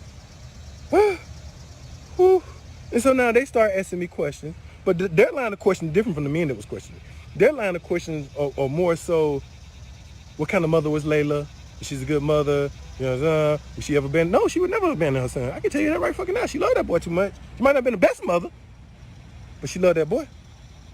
And so now, here it is, and I go to telling them what kind of mother that she is. They're not asking about Leila being missing. They're not asking about none of that shit. They just want to know what type of mother she was and da-da-da-da. And so I go into all that with them. Now, Agent Willie, y'all can search my car. Was that? Oh, no, we don't need to search. I said, oh, y'all can search it. Hey, like shit. Y'all can search it. Y'all got me pulled over here. And I'm telling you that I was the last person to see her. Now, here we are, and we standing out here, and the woman police officer, I can't remember her name, y'all, but she knows she was on. This is what makes me feel kind of funny about the whole situation. So now, I give the woman my phone. I tell her, you can go through it. Here go me and Leila conversation. Here go every conversation. She said, I need to take pictures of it with my phone. Go ahead. Do you know why Leila? I assume Leila was coming to Florida to see me. No, I don't. But I assume she was coming to see me. Now, here it is. And after the woman read my text message and kind of understood the story of me being fucked out of $3,000 and a fucking truck, she says, I want you to write a message for me. I was like, what you want me to say? She said, have you contacted Leila at all? I said, no, I ain't messaged yet because I know what she do. I figured she'll come back, but no, I ain't messaging her. I want you to message her and say to her, Leila, you fucked me again.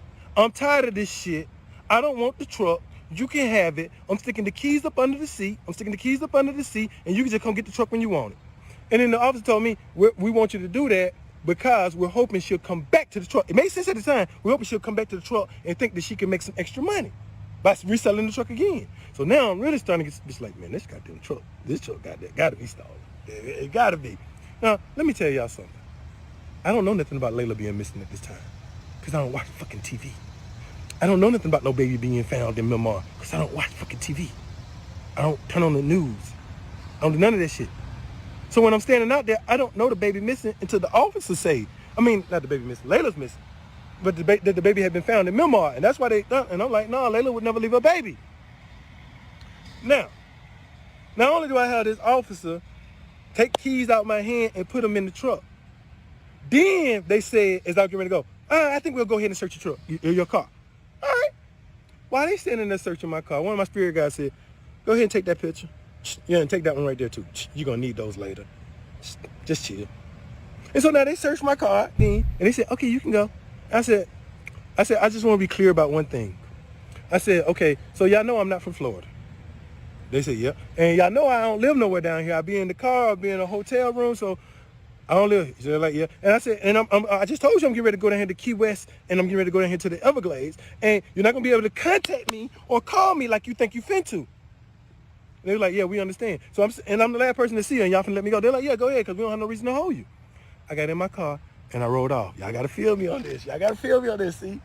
Now, when I ride off, I say, I'm about 20 minutes away from that Walmart. And I said that woman police officer called me back. And she said, I need you to come back to Walmart. I was like, really? She's like, yeah, I need to take some more pictures out your phone. I was like, well, I can't come back right now because I got to deal with a client. But I'll meet you there in the morning. She said, you meet me there in the morning? I said, yeah. You want me to pull back up in the same parking lot? She's like, yeah. So when I got off the phone with her, I'm like, y'all, that just doesn't sound right.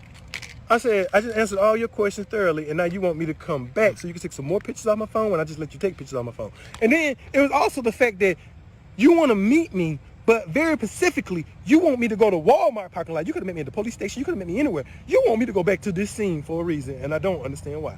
So, now, I'm talking to Christina later on, and she tells me about the missing baby in Myanmar. And I'm like, oh, shit. She's got my Leila. Now, 2 and 2 starting to come together. And I was like, okay. And then now, let's forward. I didn't go back to meet that officer. Why? Christina told me that the Hollywood Police Department came up there to see her and ask her questions about me, about where I'm at, where I'm going. I just want to re-emphasize this is a person that's in the fucking hospital, hooked up to tubes and almost dying, and now they're harassing her. Not once, not twice, not 3, not 4 fucking times. So yeah, let's be clear on that. So now they harassing her. How do you know? Answer the question. Boom, boom, boom. She explains everything clearly. And then the Hollywood Police Department said, well, we need him to come talk to us. And then she says, he talked to y'all yesterday. Y'all let him go. And then they said, no, that wasn't us. That was Myanmar Police Department that detained him. They questioned him.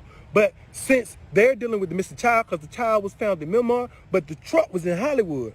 So we're dealing with the missing girl, Hollywood, and they want to talk to me, and they want to ask some additional questions. I ain't got a problem with that. But you know what I got a problem with? I got a problem with how this female officer just tried to trick me to come back to Walmart parking lot so y'all can question me and probably detain me and arrest me, and I ain't trying to go to jail during Corona, and I'm a black man. You know what else I don't like? I don't like how Myanmar Police Department had an illegal stakeout in Hollywood, detained me, searched me, then let me go, but took the keys from the truck from me, put the keys up under the seat, then have me send a text message that looked like I was angry about something, and then want me to come back to the scene after you to put the keys up under the seat to have Hollywood Police Department, who's supposed to be dealing with the fucking truck to begin with and the whole situation, question me. You just made me look guilty as fuck before I come back to talk, because I thought I was talking to Hollywood anyway. Crazy. I thought that's who I was helping. They never identified themselves as Myanmar Police Department. Nope. I thought I was fully helping the Hollywood Police Department. That's why I gave them the keys to the truck with my fingerprints on it. That's why I sent the message right there, timestamp that picture, because I sent that message right there, standing right there with the police department too. In this era of I can't breathe. Y'all say, oh no, you should just go down there. Yeah, a black man that got over 15 fucking felonies. Got over 15 fucking felonies. A missing girl, and the black man said he the last person that talked to her. I just felt like they just tried to wrap this case up too quick and like, yeah, he had something to do with it and just lock him up when I've been nothing but cooperatives from the fucking beginning.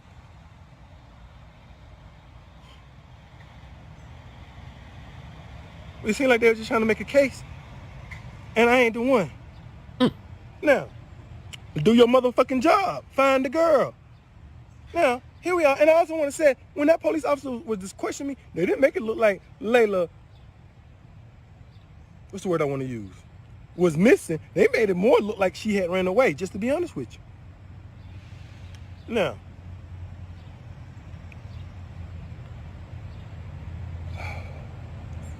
the police department go up there and see Christina again, and they start asking her for my phone, and she won't give them my phone. Tell them to get a warrant, they want my phone. Then the FBI go up there, and they want the phone too. We just want his phone. We just want his phone. We want to look through his phone. This girl is dying in the hospital, and that phone is her only way of contacting or connecting with me and talking to me daily so I can be her spiritual guidance, and you want her to give up the only way that she got to talk to me.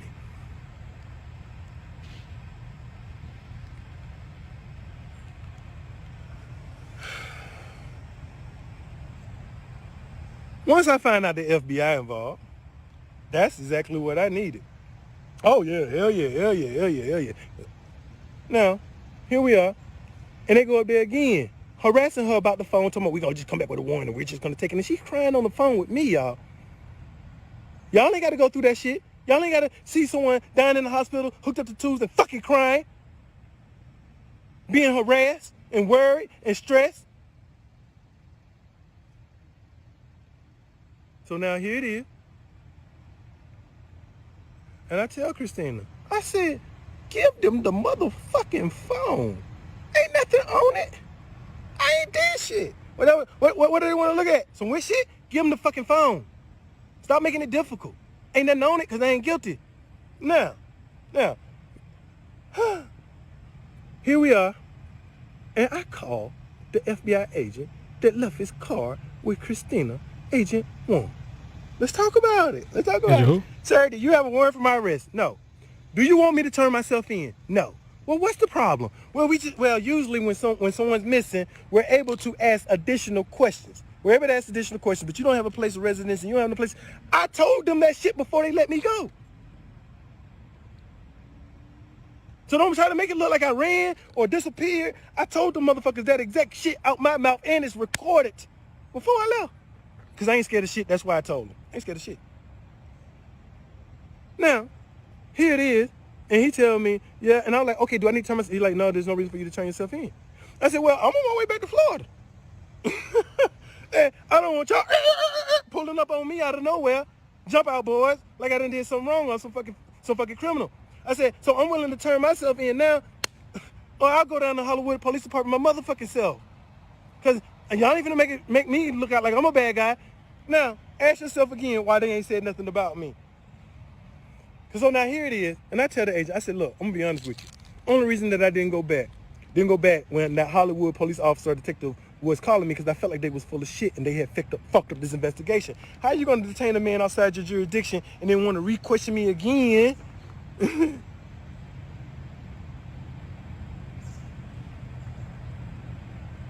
And I feel like you're trying to set me up. Why do I feel like you're trying to set me up? Okay, I had 15 years in prison. Tell her. I got a number of fucking felonies. Tell her. And I just told you I was the last person to see you. Damn. You can just easily just say case closed. Yeah, it is. It's that He's easy. locked up, guys. What about my heart, y'all? What about the work that I do? Is it because I'm black? Is it because I've been to prison? That makes me a criminal? Is it because I'm a witch? Is it because I talk occultism? Is it because I talk about darkness? Yeah, but what about that light that I talk about? What about the healing that I do? Y'all so easy to throw a motherfucker away. Y'all so easy to throw a motherfucker up under the bus and don't know shit. Don't message me about teaching you nothing. Ain't no readings going on from this point on. Healing, ain't no readings going on. No more readings, healings. You know, same people I help, the same people that try to throw me up on the motherfucking bus and didn't know shit.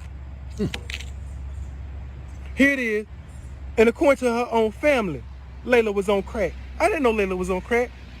One of her family members made that goddamn comment to the newspaper. Yeah, we had to run out the house because she was smoking crack. So this had to happen somewhere within that year we disconnected because I went and gave $3,000 to a fucking crackhead.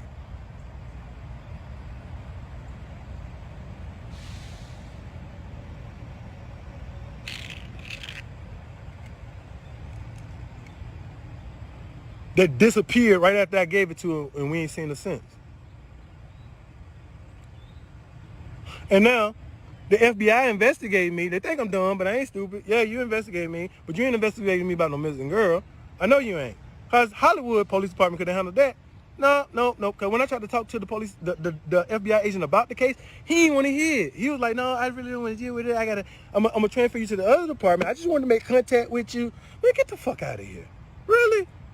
You investigated me for something else in that other department, which is probably going to be Hollywood Police Department. Two separate investigations. And so now what are you investigating me from? Was Leila involved in something? I think so. And now they're trying to make a connection with me to her, but you got my phone. Go through it. Search my whereabouts. Look at where I'm at. Look at where I've been. Look at who I talked to. And then you're going to find out you wasted your motherfucking time when you could have been looking for her.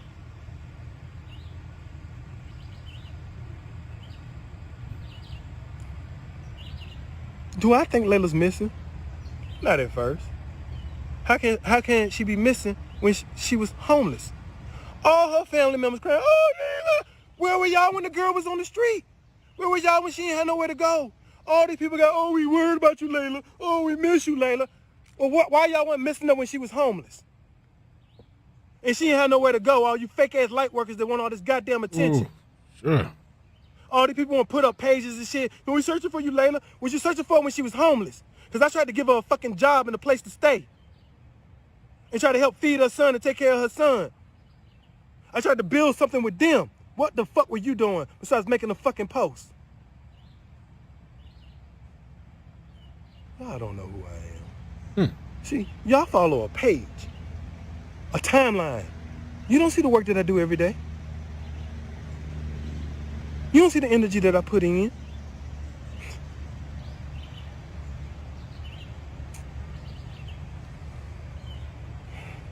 I told y'all everything that I told the police department, and the FBI. And I want to be clear about this.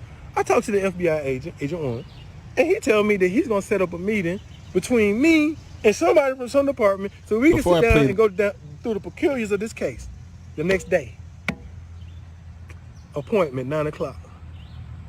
They didn't show up that day, and they still ain't showed up. 3 days, they ain't called, I ain't heard from them. Ever since I called the FBI, they have not called me back, period. I'm in Tennessee right now. I'm in Tennessee. Right now. But I'm on my way to Florida. I'm going to pull right up to that Hollywood Police Department. Because we trying to find Layla. Let me make sure y'all know everything that I know. And make sure that y'all know that I ain't running from shit. I just wanted to make sure everyone knows what's going on. But to some of you motherfuckers that got on my post saying all that slick shit, all that dark shit, oh, he's dark, oh, he's the coldest, oh, he's been to prison. Bitch, so what? And I'm magical. And I bless and I heal. You know, I'm about done with you light workers because you motherfuckers delusional. Oh, yeah. So here we are, y'all.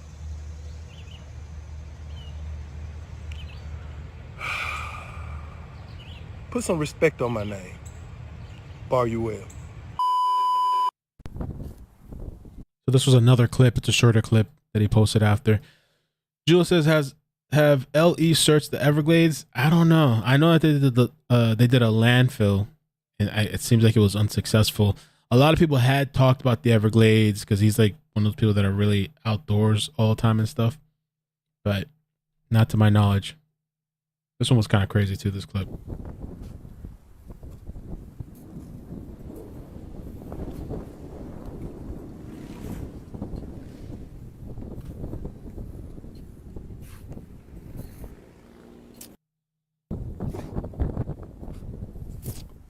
Greetings, family. How's everyone doing tonight? Are my witches tuning in yet? We were trying to find this location too. My witches to tune in. So now here I am. I'm at Fort Lauderdale Park. Get my workout in. About to go take me a little night swim. Enjoy the frequencies. Get me some meditation under the moon. Now at this current time, I see a lot of people just out of nowhere popping up on my timeline. I get it.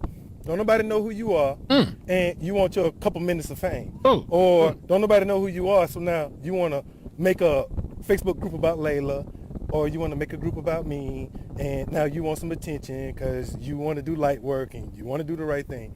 You don't know shit. Get the fuck out of here. Who are you again? Excuse me, who are you again? Because all these people screaming for attention now. He did it. Yeah, and I'm looking at you like, okay, people see you now. Thank you. He did it. You don't know shit but what I posted, but he did it. Y'all so retarded. It just amazes me how the educational system of America made so many fucking idiots.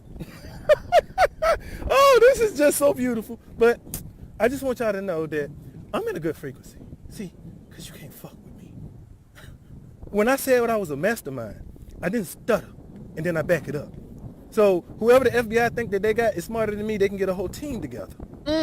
Because I told you the truth. And if you don't want to accept the truth, that's not my fault. I could give a fuck less. And you can make up whatever fantasy or whatever you think that you know in your mind from whatever you read or from whatever you interpreted or from whatever you got from the good Lord. I could give a fuck less. I'm right here. And I ain't running from shit. I ain't running from a motherfucking thing. So now if you think I'm guilty, come get me. If anybody think I'm guilty, come fuck with me. But keep my name out your mouth. Put some respect on it. Know who you pronounce it. Know what you pronounce it. Where did you get that name from? Who taught you how to pronounce that? Keep playing with me. You don't know what I know. You only know what I tell you. Let's talk about that. All right? So while some of y'all want to play like you want to get famous or play like you want to play with me, like you're standing toe-to-toe with me, know what energy you playing with, too. Yeah, I said it. Now, with that being said, anybody else feel like I'm guilty? I could give a fuck less. You need evidence that say I'm guilty. Your words don't mean shit. They don't stand up in court. Only truth stands up in court. Yeah, and truth takes eyewitnesses. So now I tell the FBI to get all their cameras together that I pointed at, and I told them to look at so they can verify my innocence. Because my innocence is the only thing that I have to stand on. The only thing I got to do is tell them where my whereabouts were, where I was located. That's all I'm concerned about. You know, at this time, when they came to me interviewing me as if I'm a witness. But now they treating me like a suspect. Oh, you want to go visit people from my past and go knock on my family and say he kidnapped someone or he murdered her or she got to be murdered because he's missing. See, so you treated me like a suspect. So now I'm going to act like a suspect too. Shit. I ain't going to act like no witness. So don't come ask me a motherfucking thing. Don't ask me shit. Because you wanted to ask me, when I called the FBI officer, he would have talked to me. He blew me off. He didn't want to talk. He wanted to play these motherfucking games. Okay, then I got some motherfucking games I want to play too. It's called Kiss My Motherfucking Ass. I think that was one of the last videos he posted before he got arrested. Kiss my ass. There was this video. I couldn't find the version for Facebook. It was a members only video. For some reason, it's not up anymore. And the members only video on Facebook is only in SD. So I can't make out. I don't know. I'm going to see if I can find this in the archives one day, but we can at least listen. This is Shannon Ryan's page, though. He was mocking the FBI. Maybe wondering who Agent Willie is with the FBI. Well, this is the post that Shannon Ryan made August 14. I'm not going to read the whole post, but for the people that don't know, put his phone number out there supposedly and went on a rant. And supposedly the FBI was trying to contact him through this text message. And many people speculate that it was actually his own number, one of his other phones, and that it was actually him. Oh, man. Oh, let me see if I could. Hold on. Yes, the Willie text, someone called. He answered. I actually called Willie the other night. But it was late. It was late night. Let me see if I could pull it because I recorded myself.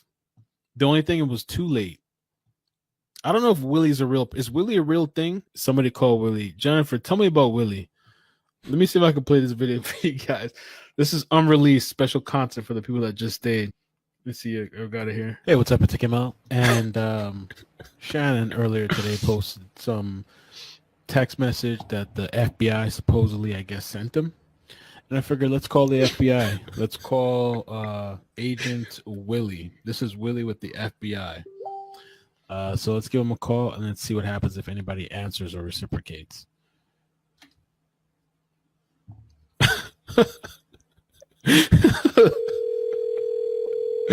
Yeah.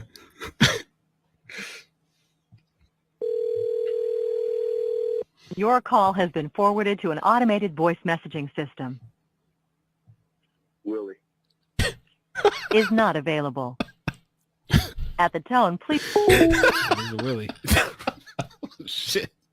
I mean, anybody can say Willie, but who answers like that? Willie. Like, if you're an agent, FBI agent, Willie.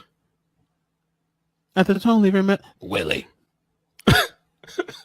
Something a little bit more professional, huh? Maybe he really thought it out. Willie. It is kind of late at night, though. It's almost 12 a.m. I don't know, man. I never called the number back. 3 Mels. Yeah, it's kind of weird, right? Damn. Reacting to reacting or reaction. It's playing in the background.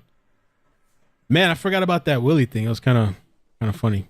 This guy was going insane. Like, back then, this is just one of those things that, like, kind of take you through memory lane. We'll go look at the Crumleys. They had a court appearance. Yeah, this story was just nuts. I'll replay the clip, the new clip that they put out.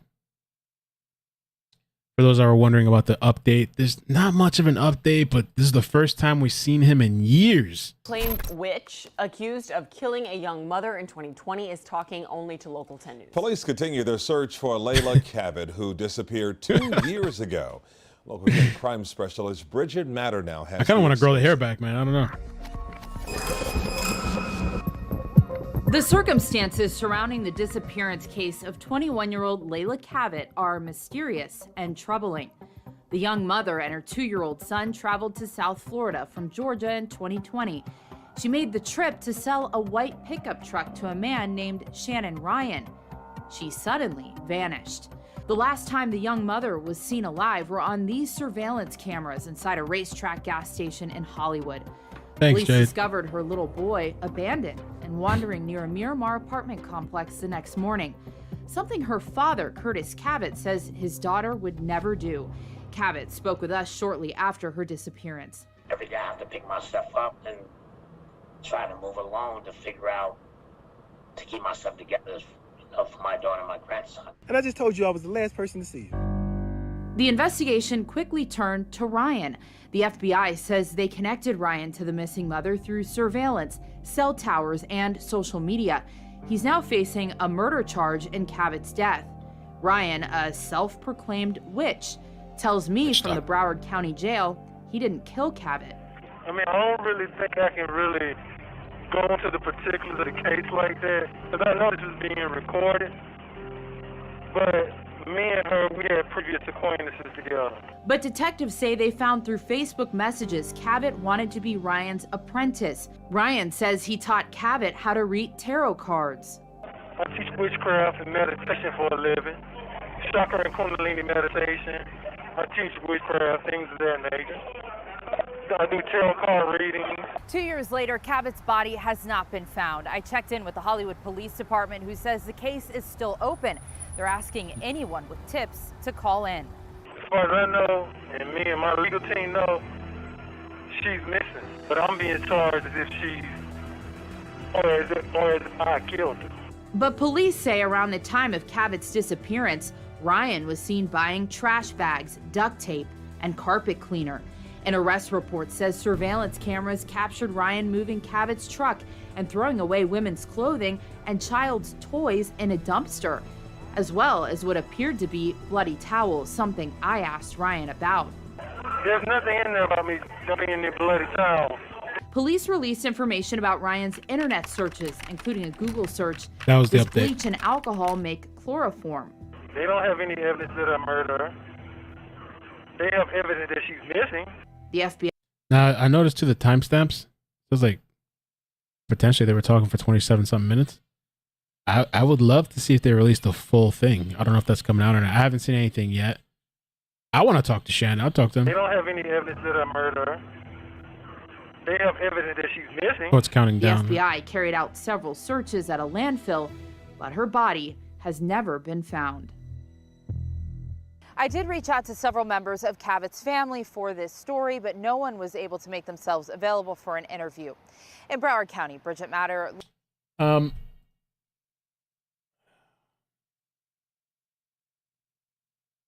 I could play this or we could just call it because we're almost at 2 hours. I did this interview with a neighbor where Kamdyn was found.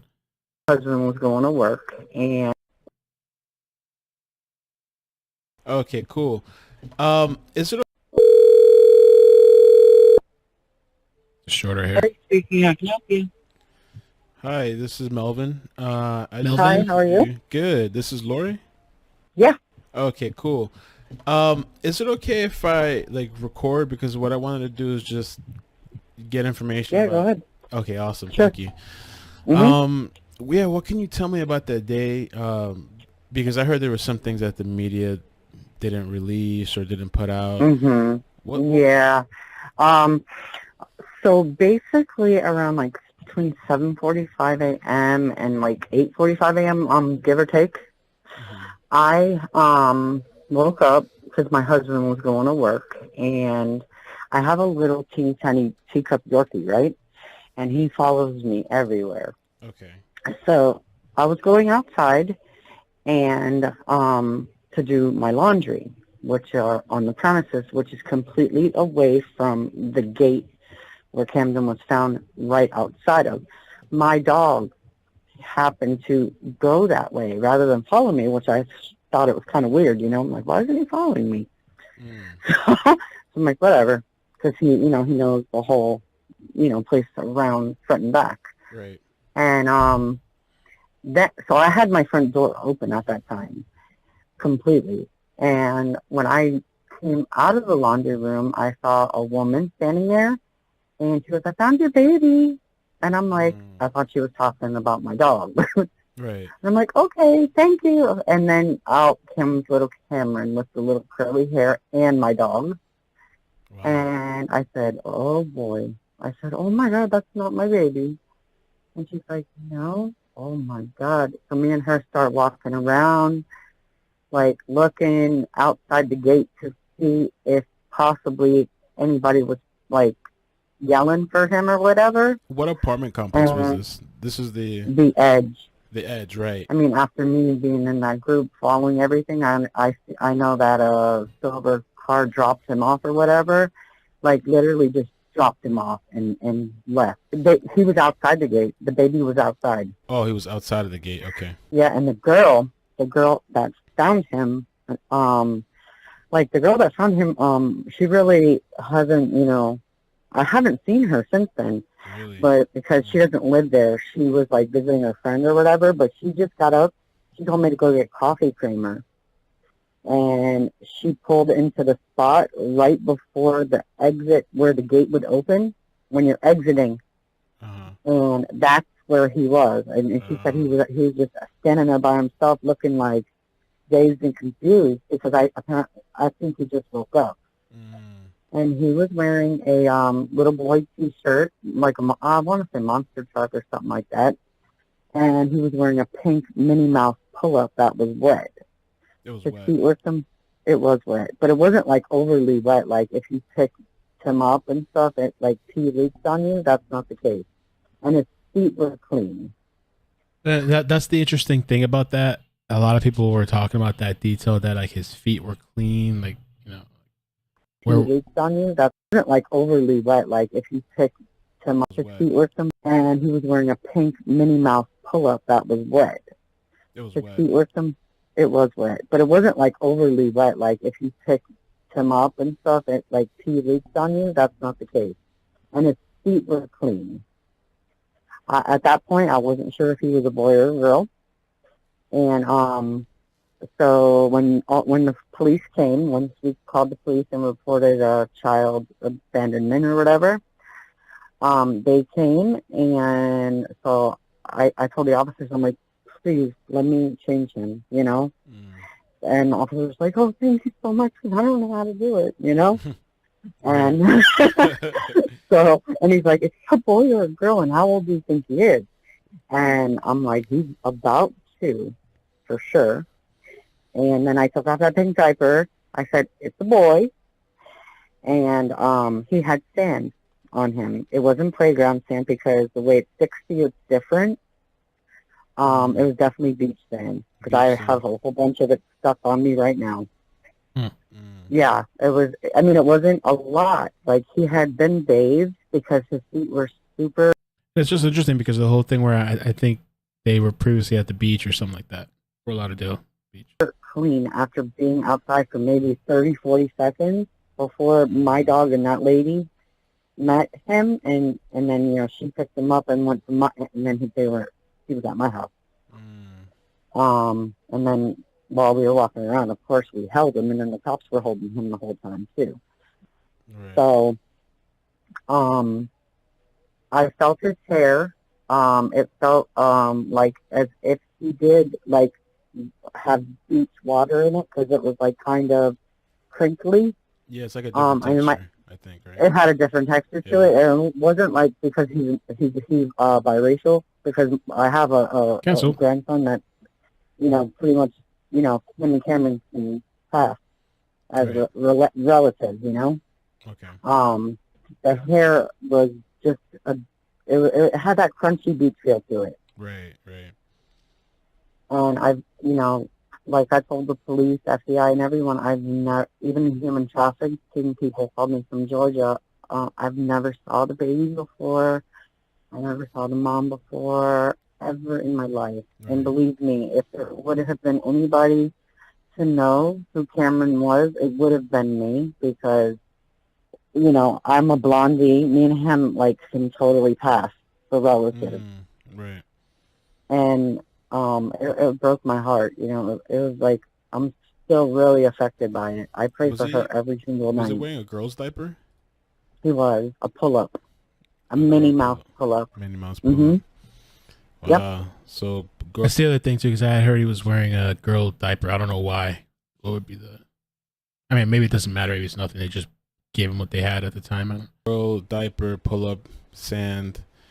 And you said with the other woman, the woman that found him initially I think her name was Ebony. It was in the news. Ebony Williams or something like that. I haven't called her at all, and I've been looking for her because after, I did my interview before her with Channel 10, and then I saw her on the news, and then they combined ours together. But I was gonna, say, oh my God, God, can you believe what we went through?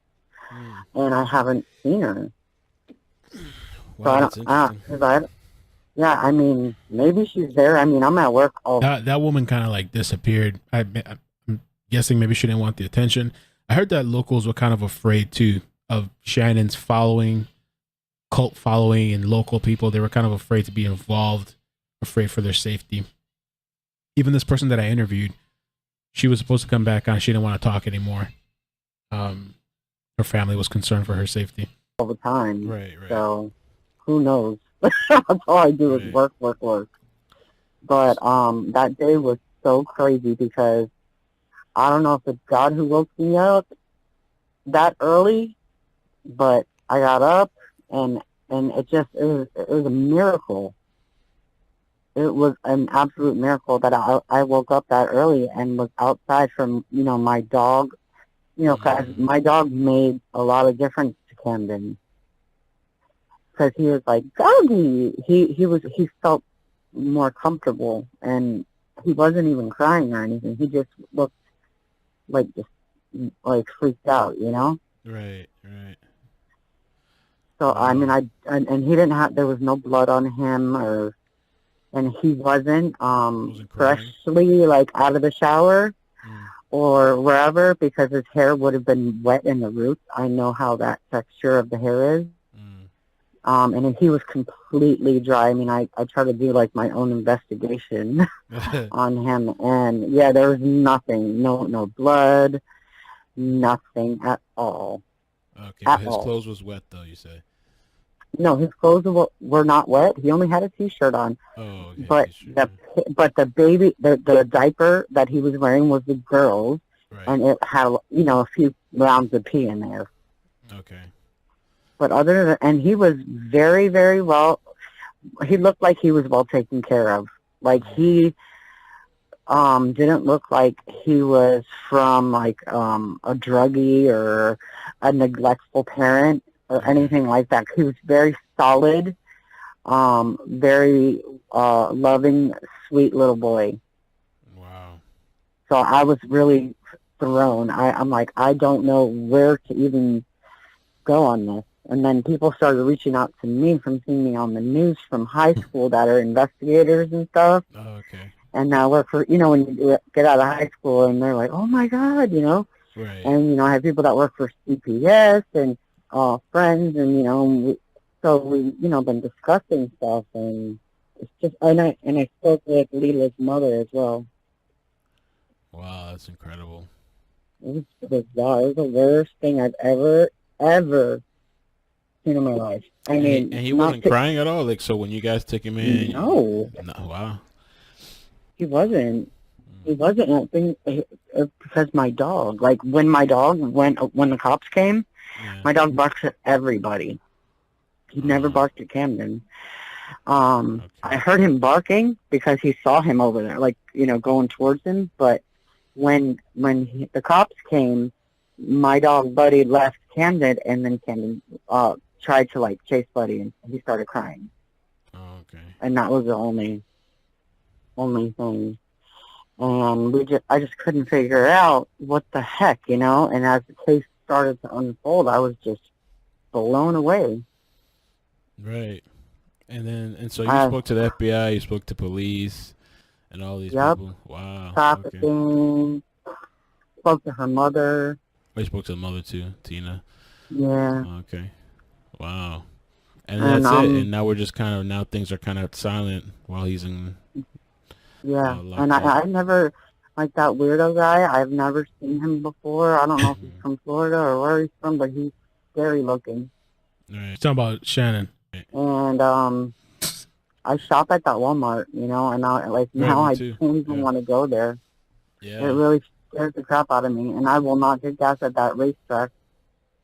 I'm pretty much damaged. Good from. And that was the first day you've ever seen Kamdyn, right? Like you've never seen Kamdyn, Leila, or anything in my life. Right. Never. I instantly fell in love with him because he was so cute. Wow. And then when I saw the police take him away in the car seat, I started crying because I was like, I had a bad feeling in my stomach. Like this is not going to end up good. Right. Well, thank God he was found okay, because I know. A lot of stuff going on, even trafficking in Florida. I know. Got arrested recently.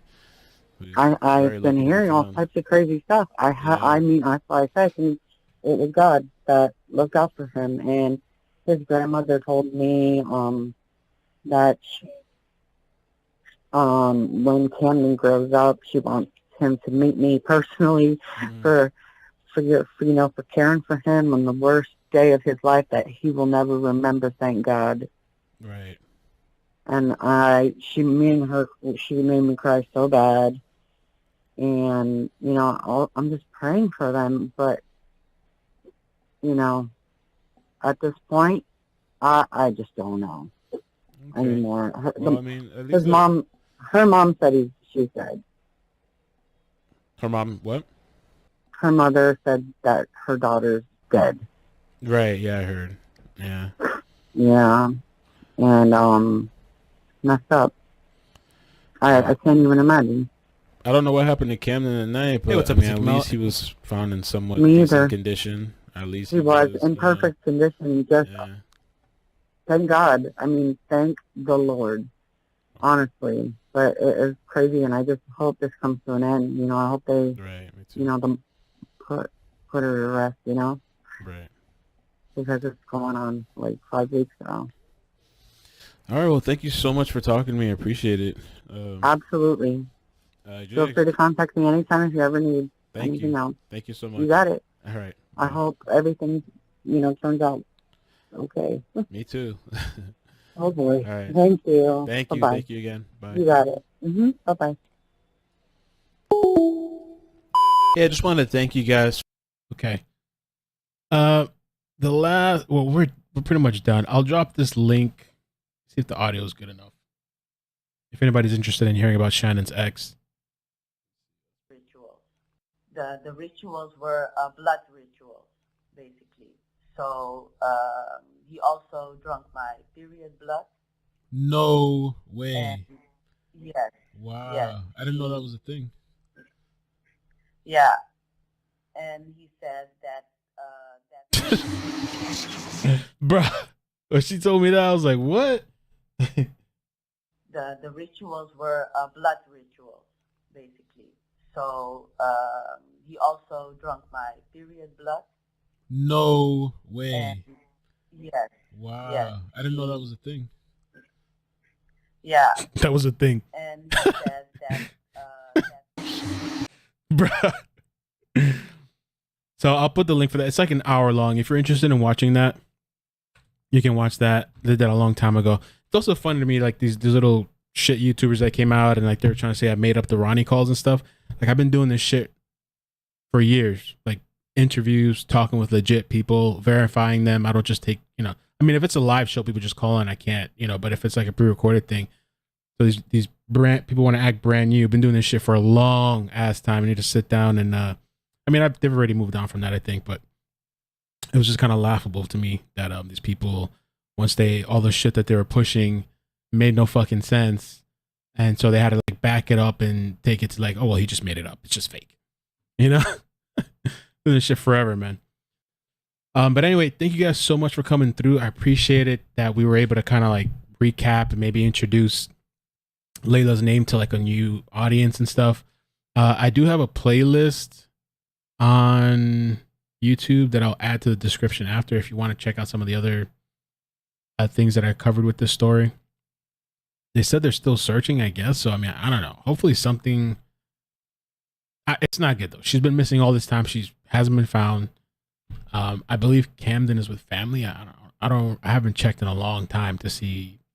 I think there was a Facebook group that family was in and they were posting pictures of Kamdyn. I don't think the biological father ever got custody of him. And so, yeah, I think that's it. Thank you guys so much. Appreciate it. Please hit like on the way out. Thank you so much for coming through on a story that's not popping. That's not like, you know, I love that we can come and like still cover things.